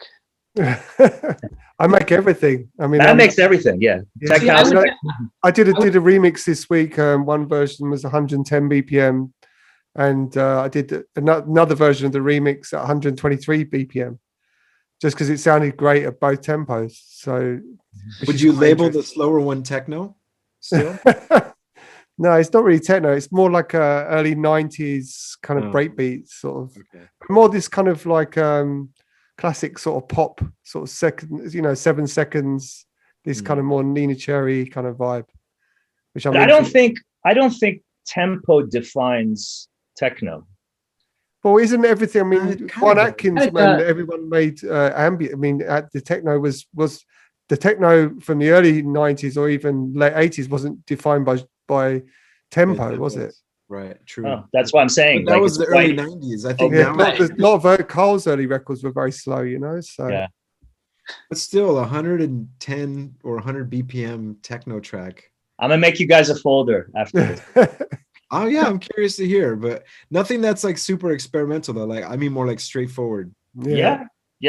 Man, I guess I'm looking in the wrong places. I mean, I think 4 to the floor music sounds great when it's slow. When it's really slow, because it's just like this throbbing sort of stuff. You know, how would like a basic channel track sound at 100 BPM? I'm sure people play the wrong speed. It's awesome. You just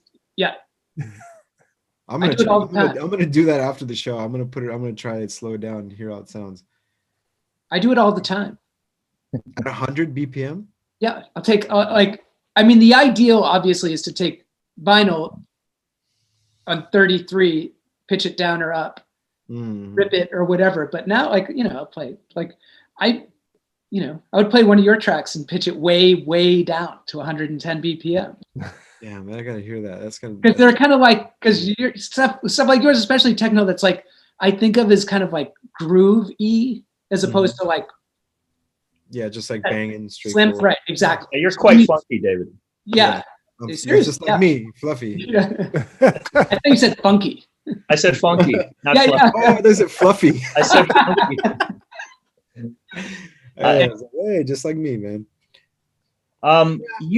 John, you didn't release so many albums as the Juan McLean, but you did a ton of singles, and you continue to do a lot of singles. Like, was that conscious? Like, how do you feel about? We've talked about this often on the show. Like, the electronic artist making an artist album to be taken more seriously as an artist, where people these days don't really gravitate and they don't see any value in an artist album coming from like an electronic artist or musician, in comparison to someone like Radiohead, where the album is quite cohesive and it becomes this event and people really study it and they listen to it from beginning to end. And what are your thoughts on singles versus albums? For me, I only make an album if it's like, it's definitely like I'm making an album. It's not a collection of stuff I've worked on. And I don't try to make any accommodate, like it's not aimed at being played in a club at all. But your last album was a collection of previously released. Yeah, that's what. But that's what you. I mean. No, just by comparison. I don't know if anyone can hear this, but that's what you do when you're taking too long between albums. It's like release like this is the stuff that everybody wants to know. So please elaborate. I mean, the guy that was a label manager at DFA was like, you're taking so long, like 5 years between albums. Can we put out something that's like a collection of like some unreleased stuff and some 12 inches? You put it out. Do you have a release commitment with DFA, or it's just I probably did, but we're all friends. So it's not like anyone's going to come knocking on my door or something, I was going to say, it's sort of like a Daniel Miller, Depeche Mode kind of dynamic. But you guys are probably have way more pressure in your world to like put out more frequent, steady stream of tracks than I do, I think. Not necessarily. Like, how often do you release, would you say? Me personally, in the last year or so, it's been a little bit slower, but I only release it wasn't because I was pressured to do it. I just release stuff because I write so much and I just wanted to get it out. Yeah. But I never felt like pressure that I had to, you know what I mean? Like if I stopped for a year, it probably would never happen because I'm always making tracks. Yeah. But yeah, I don't think I ever had the pressure to release anything. Pressure, like I meant like. Do you mean like label pressure or just just feeling like to stay relevant, like right, exactly. People don't forget about you. Right, so people don't forget about you. Yeah, I mean there is a little bit of that. That's what I mean. But do you think in this day and age, do you think that's necessary? Because everybody has a different opinion about that. Like some people, there's a lot of big DJs that don't make any music. Like they're just happy DJing. Or they have no interest. Or they don't actually produce the music that comes out. Or I'm saying like I'm not necessarily talking about that. I'm talking about DJs who don't really care about having their name on a remix or a production or an album or anything like that. They're just happy that their name is on a flyer. But I think those DJs reach a level where like they don't have to. Like they're big enough to where they're gonna get bookings where they release something or not. Versus me, I feel like I have to keep putting out. About underground DJs, not like big, massive DJs. There's very few though, Ali. I mean, I think DJs like if you look at like Ben UFO, I mean, he's with Hessel Audio. He's got a great label radio show, but I don't think he's ever released. I'm kind of talking more about like the Ben UFOs and the Jack Masters. Like DVS1 is one of those guys too. He barely ever releases music, and he's like always busy. But yeah, he's made a name for himself as a DJ over being a producer though. Yeah.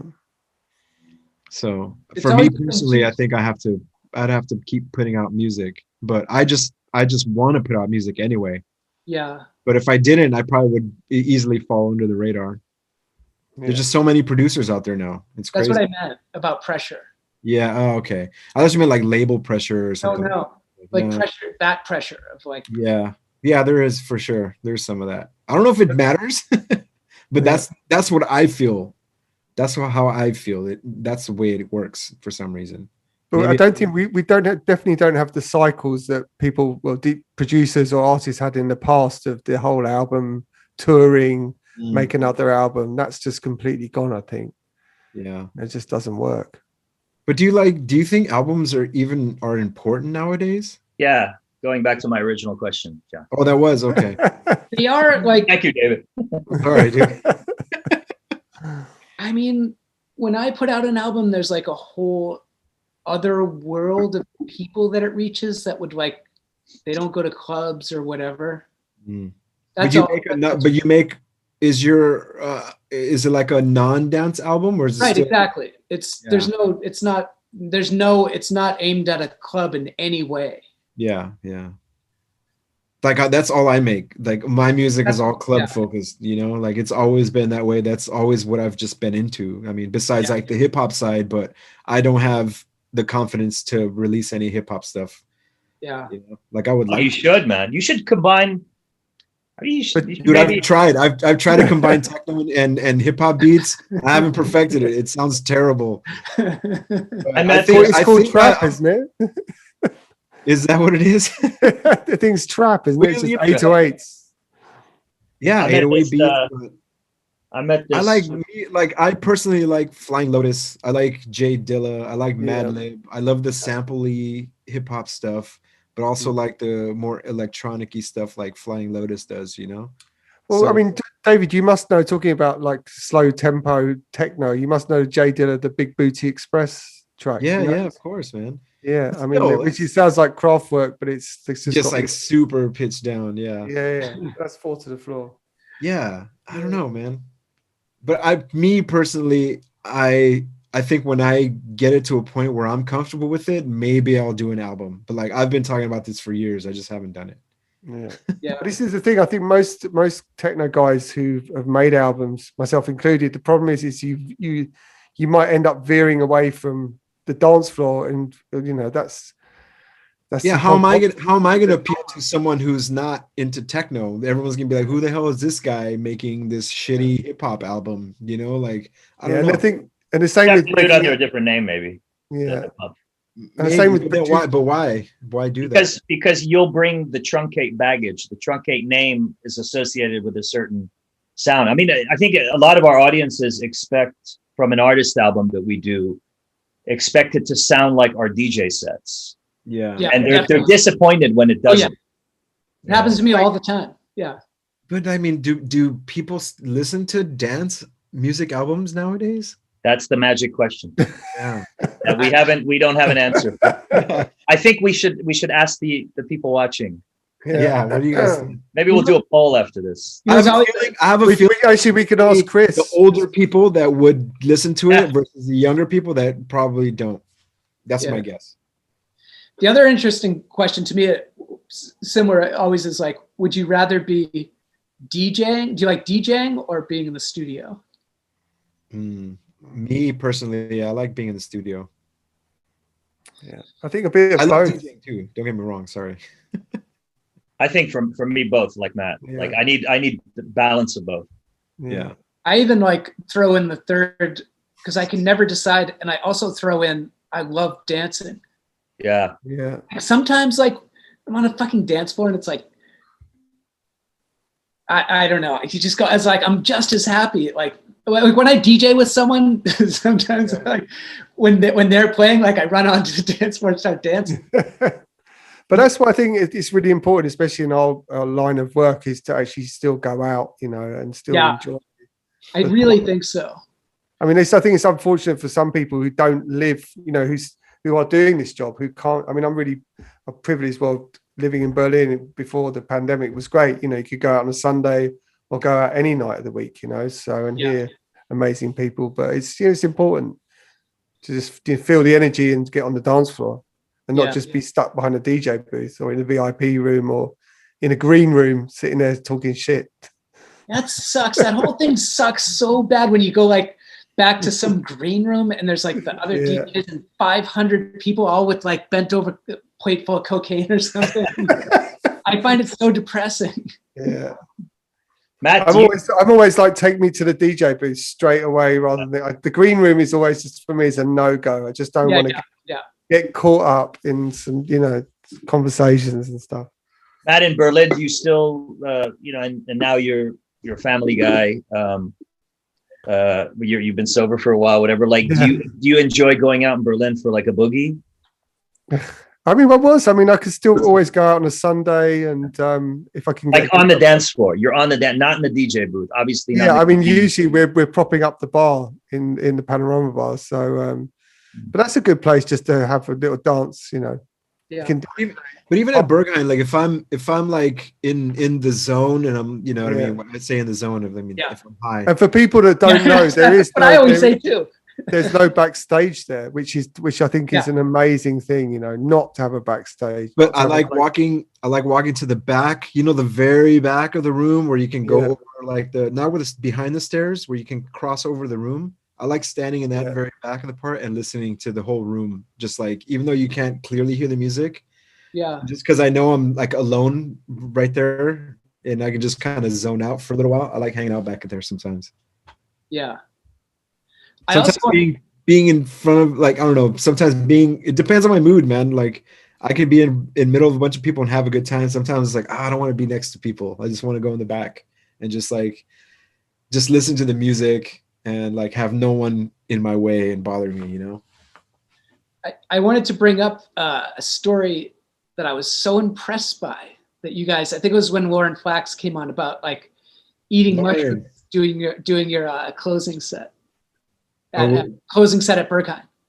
Mm-hmm. Do you remember that? Talking about that? Oh, me and Mo. Yeah. So, I mean, so Mo and I did a closing set. This was like 5 years ago now, or 6 years ago now. And both of us were like super high at the same time. But just like what you were saying earlier is like when we were playing back. Who was high? me and Mo. Yeah. But like the cool part was like the way we did it, were like we it wasn't like 2 tracks or 1 track at a time. It's like, okay, Mo, you can play for 15 minutes, and if you're in a good groove, then you can keep going, and then I'll jump on and then do like 15 or 20 or 30 minutes, and then while I'm just chilling while he's playing, I'm in the booth just like vibing out and like super into the music, and like almost the same as you were like, I just want to go on the dance floor right now. I just want to dance. You know? But that's how we did it, because I mean you're playing for 10 or 11 hours, so like it's okay to do that, you know? Like I couldn't, especially being at that mind state, like having to go after 2 tracks at a time. There's no way, because it's like I was playing with him on Tractor at that point, and like I couldn't even see the screen. Well, that's the thing. It was just like vibrating. I've done it. I've done it many times, and like, and I tempt fate over and over again, where it's like, it's like, with mushrooms, it's like, have a little more, and then so like, hey, you want some mushrooms? I'm like, yeah, the ones I took 3 hours ago aren't doing anything, but it was really 10 minutes ago. And then you look down at the CDJ, and I'm like, I have no idea what any of that says. No, but see, at least I was confident enough to know that these playlists that I put at the top on Tractor, that I know the stuff that I like, and that I can, even though I don't know what it is, I can hit play, and it's going to be something. Like I'm like, all right, cool. I'm confident. Yeah. But it is, in all seriousness, it's a question that I've really been so interested in over the years, which is, and like no joke, of like, when you're in that zone, can you play better? I think yes. I do I do better for who? For you, depends, doesn't it? It depends. That's the question, isn't it? No, because I mean, it's not sustainable to get high and play like 3 back-to-back shows every weekend. But it's like when I'm on ecstasy, I'm not going to promote ecstasy here on the show, but like when I'm on E, I know the next 10 or 20 songs that I want to play, and I know exactly how to play them in what order. And I can tell by the way the people in the booth and like the energy around me, I can feel when we're totally on the same wavelength. It's like it's indescribable. Every once in a while you maybe you take a bit too much or whatever, and then you can't see the screen and it throws you off balance and you play like the wrong song, but then you can always come back from that. But For a while, I loved playing so much on ecstasy that I was doing it a bit too much. Have you ever recorded a set that you were real high and listened back to it and go like, oh my God, what the hell was I doing? Oh yeah. Or was it always like, yeah, this is great? But for me, it's, the one thing is like the mixing.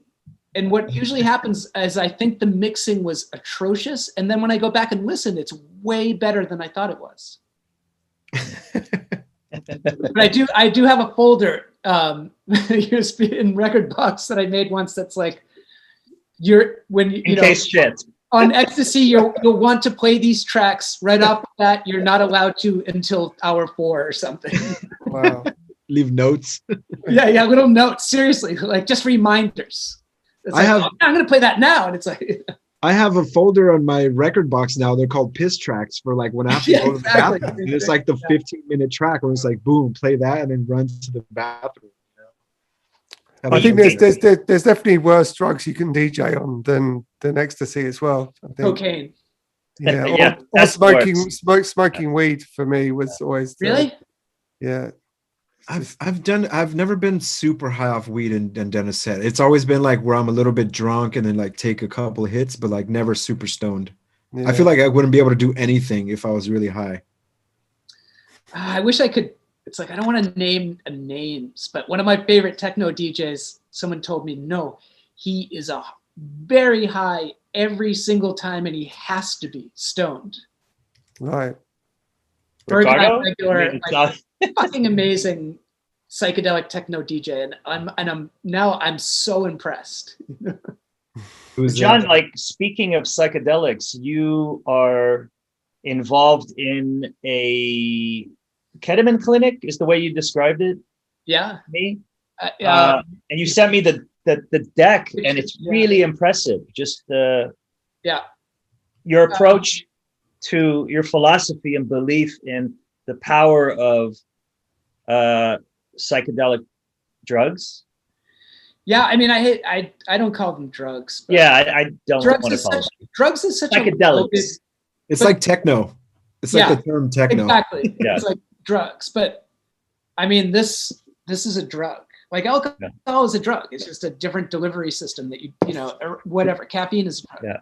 But it's me and a therapist and another guy are opening a ketamine clinic because, well, for one thing, I do believe it. It's an effective treatment, but it's the one that's legal here. We're opening one here in New York. Ketamine is legal for medical use. It is. What was it used for? Is it for depression that they were finding that it helped? Yeah, like for really like treatment-resistant depression. Like if you're suicidally depressed, is how it started. Mm-hmm. They would get ketamine in you, and kind of mysteriously the next day you're not depressed anymore. Wow. And nobody so really it's not knows. While you're on ketamine that you're no longer depressed or suicidal, and then it wears off and you go back to being. Yeah, it's more the after effects. But really quickly, it's all of the like psychedelics are very quickly being sort of scooped up by the pharmaceutical companies and the medical industry, and it's already being contextualized as a medical intervention. And what we're doing is it's kind of like a very underground, like bringing the underground up of not using it as a medical intervention, using it as a sort of like a spiritual, metaphysical intervention, basically based on this principle of, if we live in this insane capitalist system right now, it's totally insane. The statistic right now is like at least 50% of Americans are depressed and suffer from anxiety. It's like that system is destroying people.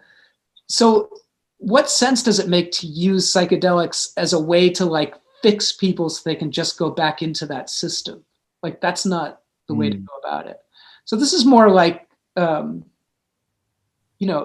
example, I have a friend that went to a ketamine clinic here, and she wanted to talk to the doctor about her experience and things that she went through. And he said, don't pay any attention to that stuff. It doesn't matter. and we're doing the opposite. It's like we're trying to induce like these experiences in people. You know, you work with a therapist, and is this a more modern version of psychotherapy?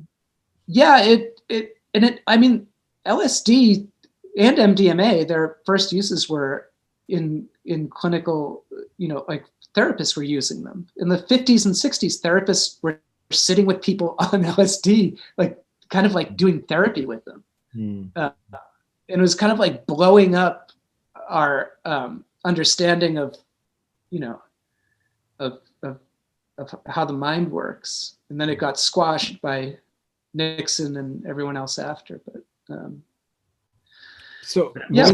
When did ketamine, when was that legalized in New York for medical use? Is that relatively recently, maybe like 3 years ago?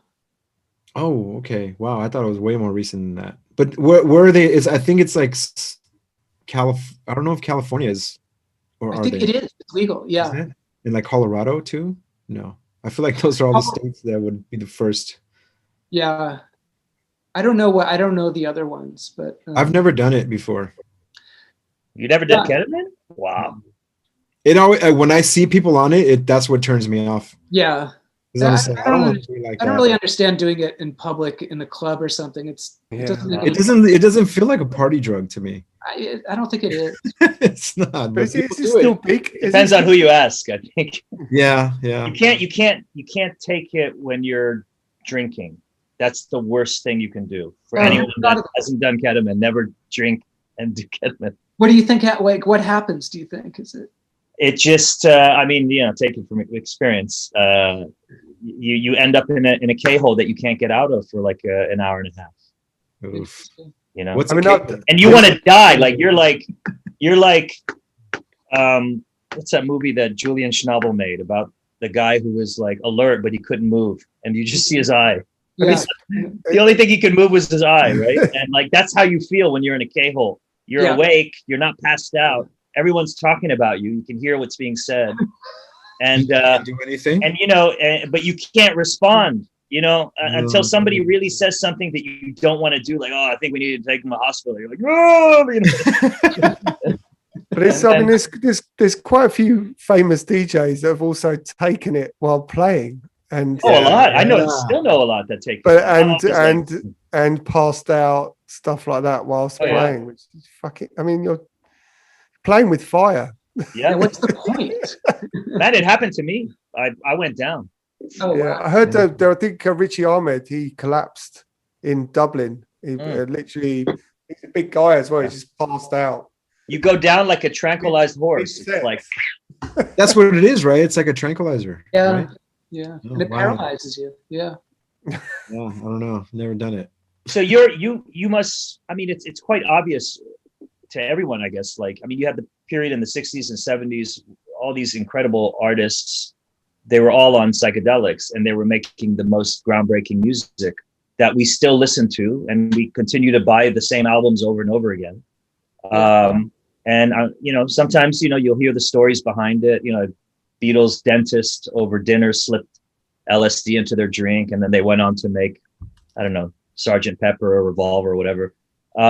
You're a big believer in the power that this can have on the creative and influencing creativity in artists and musicians. This deck seemed to be really pushing this new form of therapy for the creative kind of person, in addition to others, right? Would you say? Yeah, it's kind of like one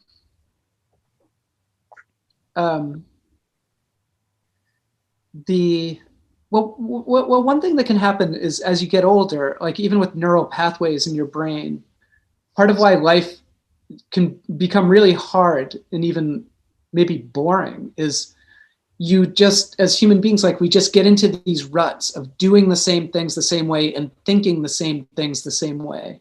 And expecting different results. Right. And it's literally, it's impossible to get yourself out of them. Like you can't think yourself into like better mental health. And it's a thing that we try to do is like, oh, if I just have like the answer to something, This idea that like with information or some answer, it's going to make everything okay. And it never works. It's just like it's just, you're always chasing the carrot that never comes. And psychedelics, even on an organic level, like break up these neural pathways in your brain that are like these ruts that you're in. And that's what depression is. And that's what addiction is. They're these ruts, like feedback loops in your brain, neural feedback loops. And that's why addiction is so difficult, because it's these neurons firing over and over again in your brain, telling you to do this thing that you believe will bring you relief. And why wouldn't you do the thing? If you're like trying to quit smoking weed and you're like, nighttime rolls around, you're like, I feel terrible. I know if I just have this thing, I'll feel okay. And you're trying to fight yourself to not do these things, and it's impossible. And psychedelics, like the classic psychedelics, break up those feedback loops for a period of time. So with a really like heavy, like macro dose of something, like honestly, like ayahuasca is the most effective at this. I was going to ask you about ayahuasca, because literally everyone I know has done an ayahuasca kind of. Yeah, many times. Like I've been to Peru, all that stuff, and it you know, it absolutely revolutionized my life for all these reasons. Like it's a total like restart for your brain, especially as you get older. And all aspects of your life, not just you as a musician. Yeah, and then you have to do the work. You know, you go and you do ayahuasca, and you're maybe painfully shown like what a jerk you can be to like your wife or something, and it's awful, and you're like, Jesus Christ, that's really me, I do that. And you know, then you have to go and change that stuff. But, so you become more self-aware, right? And do you feel like you become more to others? Do you become, and to yourself maybe, like more agreeable as a person, or tolerant of things that before would upset you or ruin your day or something like that? Did you let all that go? Is there a lot of letting go of there's a lot of like ruts, you know, as you. Yeah. And there's a lot of, when you go down that path, there's a lot of sort of like integrating things about ourselves that we push away all the time, and other people. And on a sort of macro level, politics right now is a good example. Mm-hmm. It's like you have everyone on one side, like everyone believes they're right and they know that they're right. And it's like, Donald Trump sucks. Like, we have to get him out of here. I hate him. This is why everything he does is awful. And all these things might be true. And, you know, and we have to get him out and like show the Trump people the ways that they're wrong. But then you have to realize, like, the Trump people believe the same, they're coming from the same place of like looking at liberals, of like, these liberal people are going to destroy the United States as we know it. Mm-hmm. And it's these two sides like just fighting each other back and forth and back and forth and back and forth. And you have to allow both sides to sort of have their voice, even if you don't agree with it, and you don't have to condone it. Otherwise, this just goes on forever. And it's the same thing like in ourselves. Like there's things that we really like don't like about ourselves, or like behaviors or all these things. And if your answer is to like push it aside, or if you have things that you're like, you know, like even like something like sexual trauma or something, the avoidance of it and the repression of it is where it becomes really problematic. Mm. And then someday you just either at the worst kill yourself because you can't take it anymore, or it comes out in all these terrible behaviors. But in those like psychedelic states, there can be this integration of like, you know, giving those things voice, basically. Like repression is the cause of so many problems, I think. And that, I don't know, I think psychedelics are really good at bringing those things out. I don't know if that's too heady, but. No, we like getting heavy. But what if, like, I mean, it seems like as a society, we've talked about this on the show, and they talk about it on the news, is like we, as a society, both sides can't seem to agree on the truth and the facts. Like everyone's interpreting the truth or neglecting the truth to back whatever position they have on anything, and then that's where the problem area is, I think, as a society these days, one of many problem areas. How would psychotherapy, psychedelics, would that have a positive impact on people who can't agree on the truth when it's looking at them in the face? Maybe the truth about themselves, like that they don't want to face or something. I don't know. Like, I'm just kind of thinking out loud about.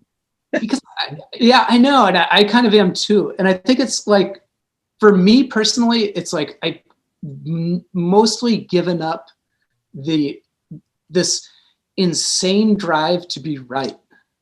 Yeah. And when you start realizing that like everybody fundamentally believes that they're right, and it doesn't get you anywhere. Yeah.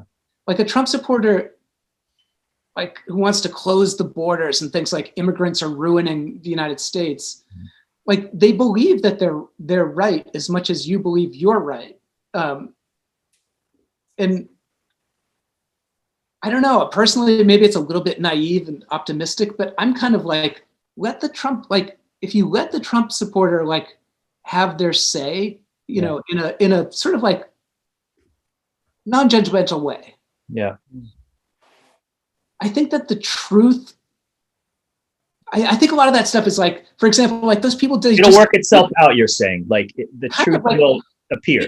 Like they don't live with immigrants, for example. Like anyone that lives, like New York is an easy answer because I fucking live, everyone lives here together all the time, everywhere you go.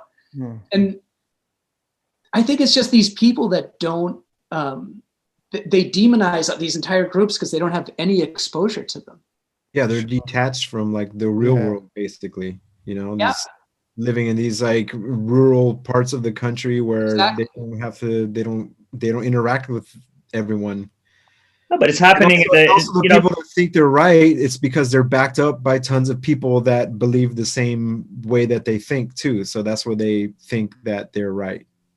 Not necessarily that but like, I kind of agree with what you said about having, whether you would agree with them or not, like they should be able to have their opinion regardless if you agree with it or not.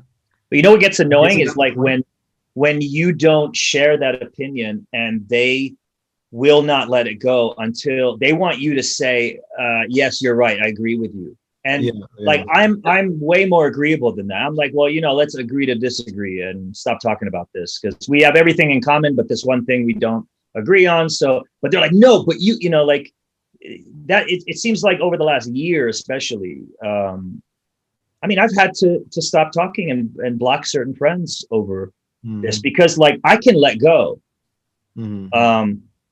But they can't seem to. It's like they have, and then like, if I'm saying hello or whatever, like immediately it's like they can't wait to engage me in a deep conversation about something that they want me to agree with them about.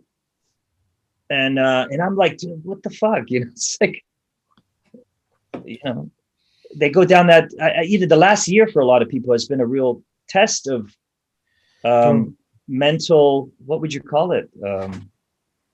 It's like that meme of that guy. It's like the meme of that guy with the sitting at a table. He's like, changed my mind. It's like, it's not gonna happen. I haven't seen that. That's good though. Really? They use it for everything. Yeah, like you can. There's like a little white piece of paper that's blank. You can put anything about any subject, and the guy's like, changed my mind. And it's like, basically means like it's not gonna change his mind. Like there's no argument against it. I'm always like, the number one thing anyone can do is just like take a minute to sort of like, as non-judgmentally as you can, put yourself in someone else's shoes. Yeah. I always explain that like people with like, trans people where they're like, why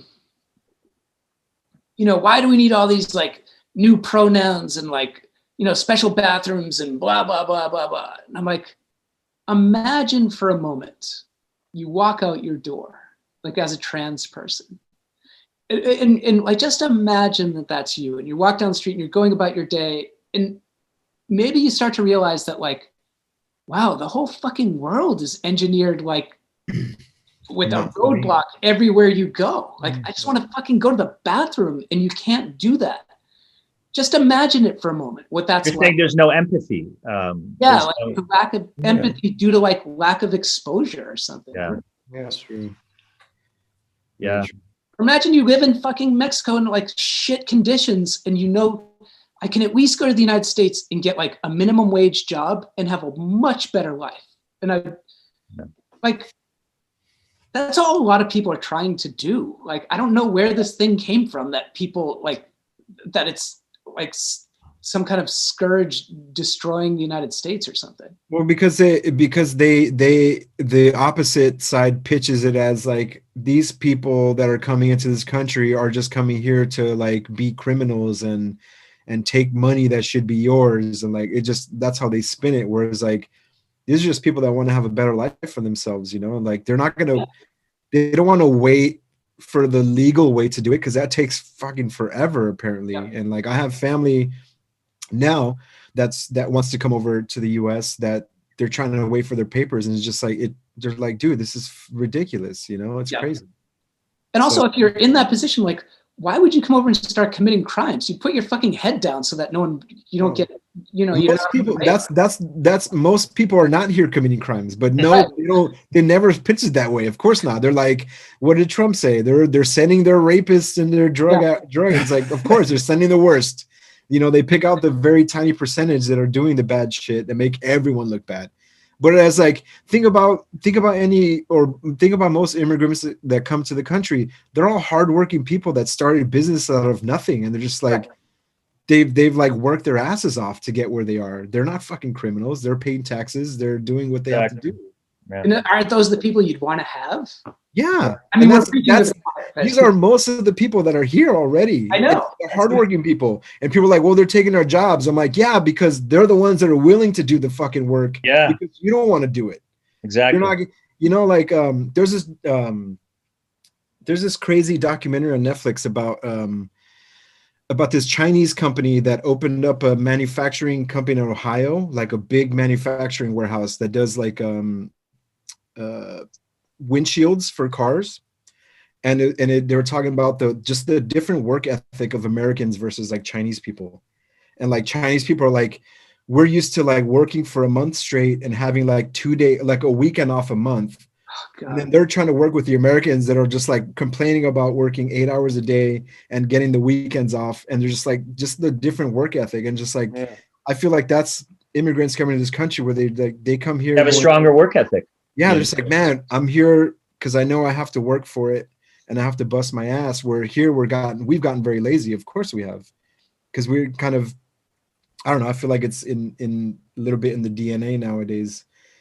You know, like everything you want your days off, and I don't know. Maybe it's different mentality, but for sure they're working harder, and they like, why shouldn't they get the jobs? Because they're busting their ass. There's jobs for everyone. There is, yeah. The pandemic, there's pretty much no unemployment. Yeah. Well. John, how did you get through the last year? How did you cope? Do you think you dabbling in psychedelics made you better equipped than some of your friends or the average person in getting through it without, any without developing any mental issues in the process? Like maybe just because I've been like doing that stuff for years. Like I'm fine. Like every day I had a routine. I would get up, I'd walk to my studio, sit in my studio all day, then I'd come home.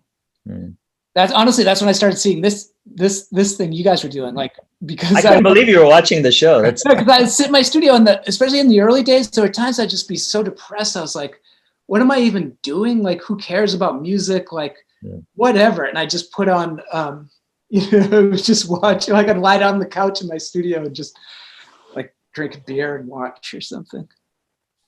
How do we appear to you? Like, do we appear like, does it seem professional what we're doing, or does it seem like we're just shooting from the hip and just kind of winging it and I don't know, having boring conversation and whatever? Like, how do you? I guess it helps you, right? What a professional would look like, but it's it seems pretty. Yeah, it's like it's organized. Professional is the wrong word, but like yeah. We're regular. Regular. Yeah. So when is this clinic happening? How far along are you in?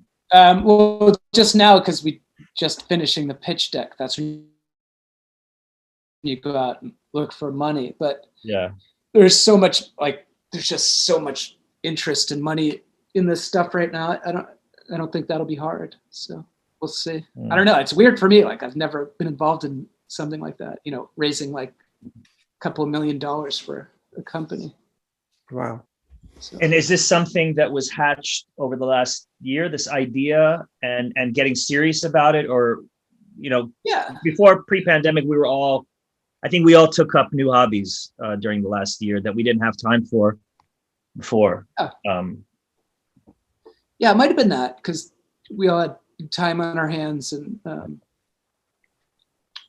don't know. Yeah. And musically, what do you have that you're working on that's coming out that we can all look forward to? It's nice because for me, I'd say my routine is kind of like an EP every 2 or 3 months. Mm-hmm. My 2021 is pretty good, which is always a good feeling, because but I have the next big thing is, I have an EP on this label, Me, which is this guy Manpower, who maybe Matt would know, I guess. Yeah. Dean manages him. Dean Mushin. Yeah, Dean does, right? Yeah. Dean, we had Dean on. Yeah, exactly. And then I have my correspondent EP for Jennifer. Yeah, and then I have. Do you know The Bunker? The techno label, The Bunker. Yeah.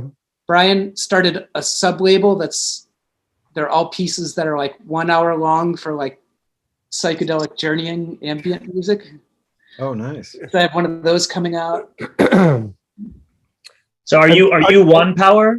Yes, exactly. And I just wanted, before we sort of finish the show, I just wanted to know, are you pretty hopeful with DJing in New York in the next few months? Nobody knows really. Like the mainstay, the good clubs seem to be in good shape, except for Good Room, which is my home base. I'm not so sure, because it's this crazy thing where now it'll be over a year, and then when they open, the landlord will be looking for all the back rent. Right. And what the fuck are you supposed or what? You close the club and then someone else just opens another club there. I don't know, but the summer I think is going to be insane, because New York made it easy to have outdoor parties in the street. So I think it's going to just be lunacy. And then nobody knows, but I think in the fall, I think clubs will be open. Right now, New York is 30% vaccinated probably. Wow. Nobody knows, but I don't know. You got the vaccine as well, you told me. I have, yeah. You have the Pfizer or the Moderna? Oh, I always have to look. I always forget. Pfizer. Pfizer. And any side effects or issues that you experienced? I mean, I had already been sick. I was an early adopter. I was sick in March. I had COVID. So that made it much worse. My arm hurt so bad for days and days, but it was all right. You have any anti-vaxxer friends? I have an ex-girlfriend who lives in LA who went that whole LA route of being super liberal person who then... Did she move to Orange County or something? I don't know, but she literally ended up it started with Facebook posts that were Trump has a point, into being full on. Well, David, it's probably not new to you that it seems common out there. Now she's anti-vaxxer, pro-Trump. Wow. Yeah, there's I mean, I hate to, I don't want to paint everyone in Orange County under the same brush, but Orange County is a lot of it's pro-Trump there. And, you know. So you have a lot of. I have family that's like that. Yeah. Yeah. So yeah. Really weird. It's weird considering living out here. Just like what? Exactly. How did that happen? That's why it's so weird to me. I still think it's so weird. It's just the internet, man. You just everything you just fed. You're just fed stuff from all sides. You got to lean. It's almost you have to go one way or the other. It's sad. Yeah, it is. It's the internet. I kind of wish the internet would just go away, but we wouldn't be doing this without it. Doing this exactly. Well, man, thank you so much for coming on. Yeah, thanks for watching the show. Yeah, dude. Time flies when you're having fun and good conversation. And thank you for the good conversation. El Juan, thanks. When do we do the real one? We need to do the real. I'm gonna come up to New York pretty soon because my friend just moved into a new place in I think Greenpoint. And he's like, anytime you come up, you can stay with me. So I'm gonna take him up on that offer and give you a call. So. Yeah. Right. Perfect. Well, take care of yourself and keep making the bombs. See you guys. See you. Cheers, guys. Good to see everyone next week. Thanks for watching, everyone. Week. Hey, next week, 1 year anniversary. Next week, 1 year anniversary. Wow. Show. And what do we have? What do we have planned for our 1 year anniversary? Who's on? I don't know. Yeah, Ali. No one's on. Oh, it's just us. All right. Yeah. It's just us. We're gonna do the podcast. We're gonna have the podcast episode of the first show. Yeah. Yep. We're gonna launch the podcast next week, and then, it's just gonna be us talking shit. Hopefully, 4 or 5 of us. Yeah, I think it's gonna be all 5 of us, and we need to all watch that first episode just before we come on. I don't know if we can devote a good 4 hours to DJs and beers next week, but let's try to. Yeah. So 1 year. Take it easy, man. See you next week, guys. Take some mushrooms and.